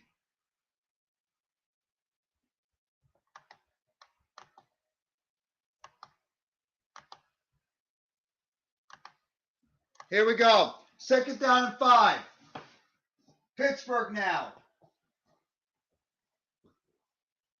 Anybody that's watching on the Facebook stream, I appreciate it. Please hit that like button if you're enjoying the live stream. 1 minute, 5 seconds to go. Pickett at the 19-yard line. Takes the snap. Drops back. Looking. Pressure on the outside. Caught. No. And then it's dropped. But that actually might be better if he dropped it. No, they're ruling it a catch. And Harris actually lost yardage on the play. 51 seconds to go. He actually should have dropped that pass because they lost yardage on that play. And it's going to be second down. It's going to be third down and 6. They did call it incomplete. So they called it incomplete on the play, which is actually the right job because they called that a complete. That would have been bad for the Steelers. He actually lost a few yards on that play, so it actually might have benefited Pittsburgh. Let's give me third down and 6 for the Pittsburgh Steelers on this one. With the chance to try to win the game. They're trailing by 4 all the way down to the 19-yard line. Yeah, that was a wow for sure. Pittsburgh is trying to play check down Charlie over here in this game. They're just trying to check down everything in the middle of the field. They're just going over to see if it was a catch or if it wasn't.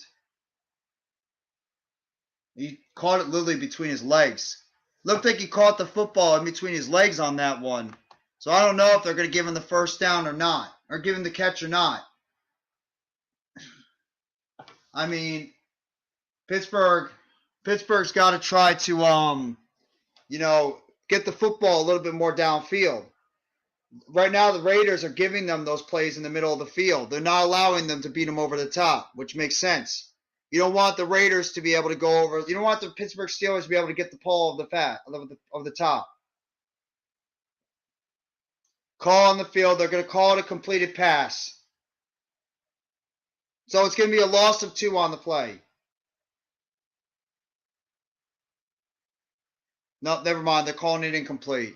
So it's an incomplete play. So the call's been overturned, and the Steelers now are going to get the ball with 53 seconds to go. And it is now 53 seconds to go, and it's now going to be 3rd down and 6.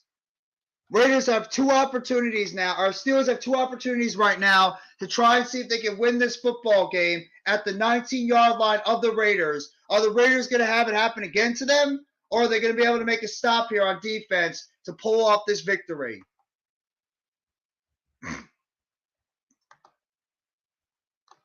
That's the question we got. Both fan bases know that this is it. Whoever loses this game is most likely out of the playoffs, even though I think neither of these teams are going to make it. Pickett takes the snap, draws back, throws it to the outside. Nice catch by Freiermuth, but I believe he's short. He's short of the first down marker. It's going to be 4th down and inches. Freiermuth makes the catch, but he's short. They're going to say 4th down and 1.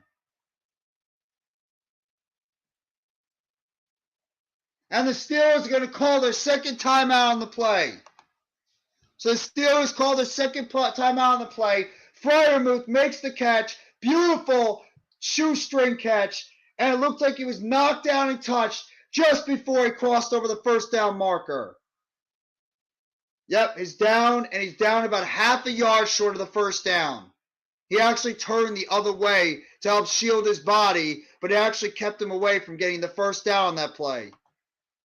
So it's going to be 4th down and 1 for the Pittsburgh Steelers offense, looking to try to keep their season alive. As slim as the hopes look right now, they're just an inch away from keeping their season alive.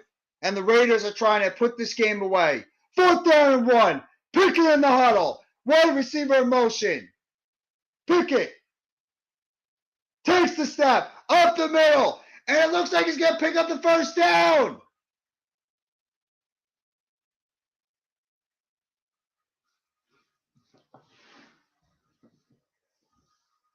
It looks like it's right at the marker, and it's going to be a first down for Pittsburgh. Pittsburgh picks up the first down on the quarterback sneak up the middle by Kenny Pickett. And now they're down to the 18-yard line. The backup wide receiver pushes him over the field to try to get him into field goal range or get him into touchdown range. Good job by Kenny Pickett and that offense. And there's 50 seconds to go, and Pittsburgh just spent their last timeout of the game. So Pittsburgh is out of timeouts. It is now at the 18-yard line, and it's up to the Raiders defense to try to go out there and stop this Pittsburgh Steelers offense without crossing into the goal line, and the Raiders losing yet another heartbreaking football game, which they have done pretty much all season long. This team has lost heartbreaking games every single week. Steelers take over the football. They're actually at the 14-yard line. Pickett takes the snap, draws back, throws it to midfield. Touchdown! Steelers! George Pickens in the middle of the end zone makes the catch, and the Steelers take a 12-10 lead. Steelers take the lead. George Pickens keeps the Steelers season alive, and they have 46 seconds left to go in the game. And that's what Derek Carr needs to do. Drive down the football field and try to tie the football game. What a play by Kenny Pickett.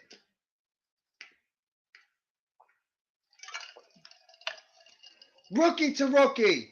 Snap is down, kick is up, and it is good. And with 46 seconds to go, the Pittsburgh Steelers are 46 seconds away from pulling off another come from behind victory. Pickens was right in the slot, ran a route right in the middle where it looked like he was going to go running to the outside and then cut right to the middle of the field, wide open in between the safety, and he makes the catch, and the Steelers take a field goal lead. Now let's see if Derek Carr and this Raiders offense can march down the football field and find a way to at least send this game to overtime. They have plenty of time, and they still have 2 timeouts to go. So they have plenty of time to try to send this game to OT. Thank you for the 4 that have been in the chat right now. I appreciate you guys sticking with me this whole time. Seriously. Yeah, damn right, Miz. I'm trying, man. My voice is shot right now, but I'm trying to get it out the best I can. Hell of a job by the Steelers. Hell of a job by the young rookie. Hell of a job by the young rookie, Kenny Pickett, and the wide receiver, Jordan Pickens. Yep, black and yellow. Not to take away from the famous song by Wiz Khalifa. That was a hell of a play by both rookies. My voice is literally shot. Like, I'm trying so hard to keep going. My voice is shot. Raiders taking the football off the field, and they're going to get knocked down at about the 30-yard line. 30-yard line, they get knocked down, and this is it. Here comes Derek Carr with a chance to win the football game. Or not really win it. He could win it, but he's really probably just playing for the field goal right now to tie it. Thank you. I appreciate it, Sleeping Angels. Thank you. Doing my best for you guys. I am. I'm doing my best for you guys. Pickett with 7 completions on 9 attempts for 75 yards on that drive. Carr in the shotgun at the 29-yard line of the Raiders. Takes the snap. Drops back. Pressure in the face. I lose the pressure. Floats it downfield. And it's going to be, was he in bounds? No. They're saying that Adams was out of bounds. Adams tried to make a toe tap catch, and he just was knocked out of bounds by the defender before he could get both feet in. Let's see. 1. Nope. He was out of bounds. Good play by the defender, knocking him out of bounds to take him out. Chad, what's going up, bro? Thank you for coming by the live stream. I'm going to try to make the trip to the Meadowlands Friday up. If you can do it, bro, definitely. Carr takes the snap, floats it down the field. Oh, it's picked off! It's picked off! He was going for Renfro in the middle of the field, and it's picked off, and the Steelers are going to win the football game.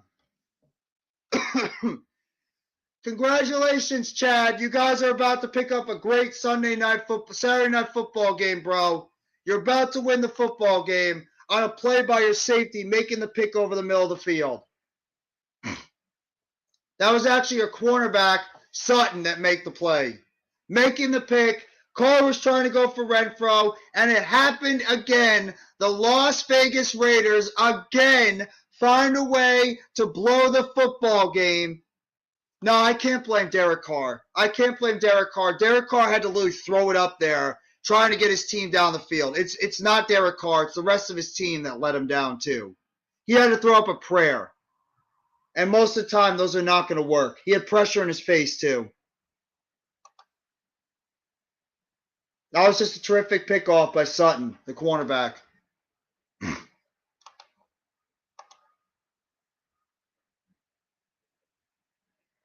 And the Steelers are going to pick up the victory. Steelers are going to pick up a big victory. There is a flag on the play, though. There is a flag for unsportsmanlike conduct, but I don't think it's really going to matter because the Steelers only got the interception. That's the only thing that matters. Now they can just down the football and call it a game. Hell fucking yeah. Pick 6. Thank you, Cam Sutton. Now I have to tell the Raiders fan in AK's chat to turn around and kiss his own ass. Yeah, you can say that. You guys are still alive in the playoffs, too. You're still alive. The Raiders still have 2 timeouts to go. So they actually still have all 3 timeouts. So actually the game is not over. It's not over completely. Hands it off up the middle. Najee Harris gets tackled on the play, and it's going to be spending their first timeout. This is going to be like one of the longest 29 seconds that you can see. The longest 29 seconds because there's still 3 timeouts that the Raiders are going to burn. So the Raiders now are going to burn their last 3 timeouts to hope to see if they can get the football at least one more time to try Hail Mary to see if they can win this football game. Like you see if they can win this football game. As unlikely as it looks like right now. As unlikely as it looks. They're going to see if they can win this football game.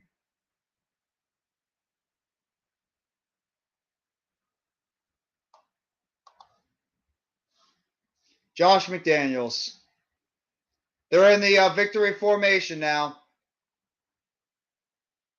Kenny Pickett takes the snap, hands it off to the tight end, and he's going to run it for a first down, and that should be it. He goes down now on the play, down to the 41-yard line, and that should be the end of the game. That should be the end of the game, but you never know. And that was actually, I believe, Cam Hayward's younger brother that actually made the play, and it is. Cam Hayward's younger brother makes the play on that one to pick up the first down on that one to end it. And that's it. The final score on the last drive down the field, the Pittsburgh Steelers defeat the Las Vegas Raiders by a score of 13-10. The Pittsburgh Steelers are 7-8, and the Raiders drop to 6-9.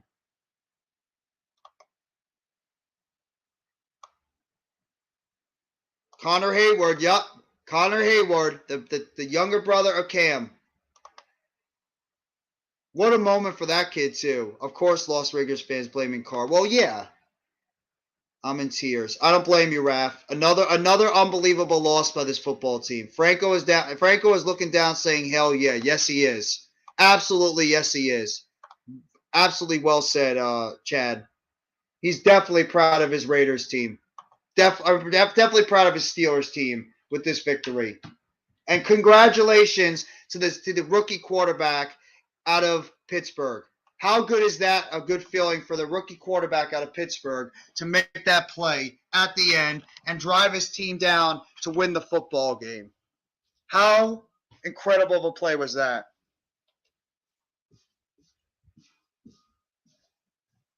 That's it, guys. That concludes your Saturday football games for the week. We obviously have 3 football games tomorrow, so just be on the lookout for that. There's going to be 3 football games tomorrow. So your NFL weekend is not over, even though it feels like it's the NFL week. It feels like a Sunday going into a Monday, but it's actually a Saturday going into a Sunday, which is crazy to think about. But I'll take your guys' questions. Anything you guys want to ask me for at least another 5 or 10 minutes. Now I'm going to close up shop because my voice is shot.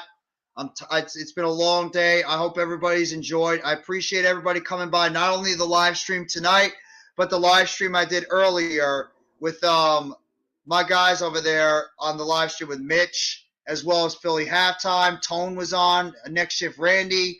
So I appreciate you guys coming on for the Giants and the Vikings stream as well. Thank you, guys.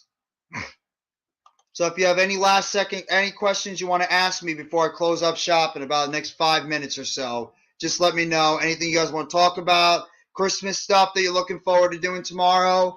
How was your Christmas Eve? If you're, you don't celebrate Christmas, what are you going to be doing on your spare time? All that kind of stuff.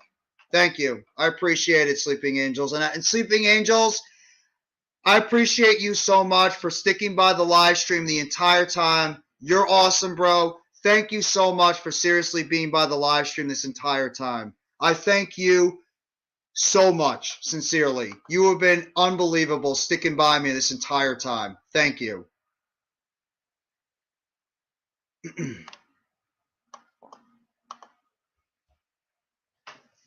But yeah, the Raiders.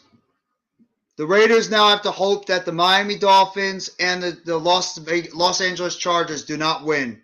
Otherwise, the Raiders are officially eliminated, and this will go down as one of the biggest, worst choke jobs of the entire season. The Raiders just can't get out of their own goddamn way. Thank you. I appreciate it. Seriously, thank you for the support you've given me on both live streams today. You were awesome, and I really mean that sincerely. You were great. I mean, if you're a Raiders fan, like my guy Raphael over here, who's literally in tears because he can't take his football team, the fact they keep blowing leads all the time. And if you're my guy, SC Experience, a.k.a. Eric, this team just can't catch a break. They can't. They cannot catch a break. The Raiders have become the team that have become infamous this year with blowing leads. That's what the Raiders do. The Raiders find ways to blow leads all the time. Every single game, they go up by 10, 14 points, and then they can't find a way. He can't find a way to hold the lead, and then when it gets down to it in the end, they always find ways to blow it. All the time. That is the Las Vegas Raiders mantra. They get leads in the game, start off early and fast, and then what do? They blow it in the end, and they find new and epic and impressive ways to lose football games. And I can't even blame Derek Carr the entire time because Derek Carr is doing everything he can to try to keep his team above float, but it's not his fault. The rest of his team around him doesn't know how to also finish games. But this is what you get. This is just not a good football team. They're not. The Raiders are just not a good football team, no matter how much you want to spin it. And it sucks because I thought the Raiders could have been one of the best teams in the AFC with the talent they collected together, and they just can never get out of their own way. No matter what this football team did, they can never get out of their own way. Seriously. So, I mean, I would probably say, and I appreciate the two that are still in the live chat right now. I know it's late right now. I know everybody's getting ready to go to bed and get ready for Christmas. So, Merry Christmas to everybody as well. But I'd probably say the biggest shock is probably the Carolina Panthers just absolutely dismantling the Detroit Lions. And that would have been a big game for the Lions today because out of everybody that's still fighting for the NFC playoffs right now, the Lions had probably the easier win today to pull off against the Carolinas team that while they're still in the playoff hunt, they're really in a bad position right now with the fact that the Lions have just been putting up that high-powered offense, but their defense killed them today. And the Lions missed a golden opportunity to move up into the playoff hunt with the Giants, the Commanders, and the Seahawks all playing absolutely brutal games against brutal teams. The Lions had a chance to really jump up into like a better position into the playoff hunt, and they blew it today. They did. Every single one of those teams that needed to be in the playoffs, they lost position. So it was a rough day if you're in the NFC. If you're in the NFC playoff hunt, it was a rough day for you guys because everybody lost the game. So we're going to have to reset, and we're going to have to go into next week. See what happens on the second to last week of the season before we get ready for the playoffs. So we'll see it happens. But it was a very interesting football weekend. I'll have a very interesting football Saturday. I'll say that. And like I said, there's 3 games tomorrow. One at 1 p.m., one at 4:15 or 4:25, and then there's one at the night game. Just gotta double check what the games are. I forget what like the 3 games are tomorrow. Let me see. Okay, we got Green Bay and Miami at 1 o'clock on Fox. You got Denver and the Rams. That actually could have been a good game this year, but sucks. That's at 4:30. And then, my God, you have some brutal games tomorrow. You have to be a really spirited football fan if you're going to enjoy this. Those are brutal. And then you have the Tampa Bay Bucks going against the Arizona Cardinals. That's the Sunday night football game. So those are your football games for tomorrow. Packers versus Dolphins in Miami at 1 o'clock.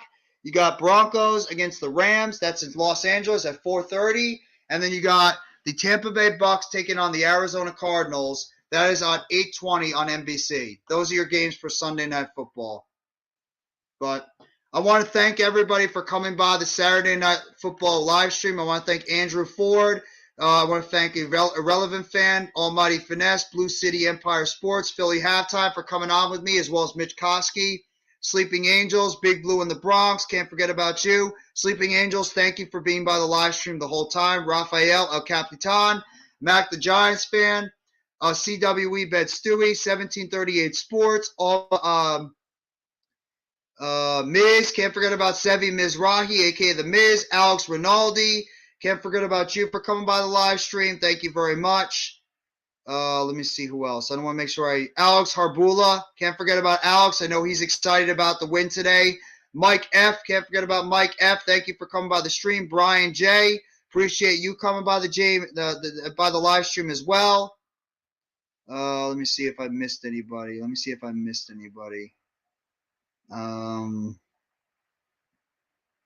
see. Just scrolling down. Give me a second, guys. Almighty Finesse. Big Blue in the Bronx. Bobby Murphy. Thank you for coming by the live stream, Bobby Murphy. King Jers. Appreciate you coming by the live stream, King Jers, for the support. Thank you. Next Shift, Randy. Thank you for coming by the live stream, Randy. Make sure you guys go give him a sub up if you haven't already. Let me see who else. Chad Schrader, I know you were by here just a little bit. Cole's Cowboys, I know he's happy about the Cowboys win too. Go give him a sub up if you haven't already to Cole's Cowboys, one of the better Cowboys content creators out there. Obviously, Mitch Kofsky, go give him a sub if you haven't already. He did great work with me earlier on the day. He's been subbing. He was working all day. He's probably sleeping right now, if anything. Nick's all day. Thank you for coming by the live stream. I appreciate you as well. Halftime, obviously, being my co-host for most of the stream tonight. Chad Schrader coming in late, but I appreciate you coming by the live stream either way. And everybody, have a very, very, very happy holidays. Thank you. Feliz Navidad.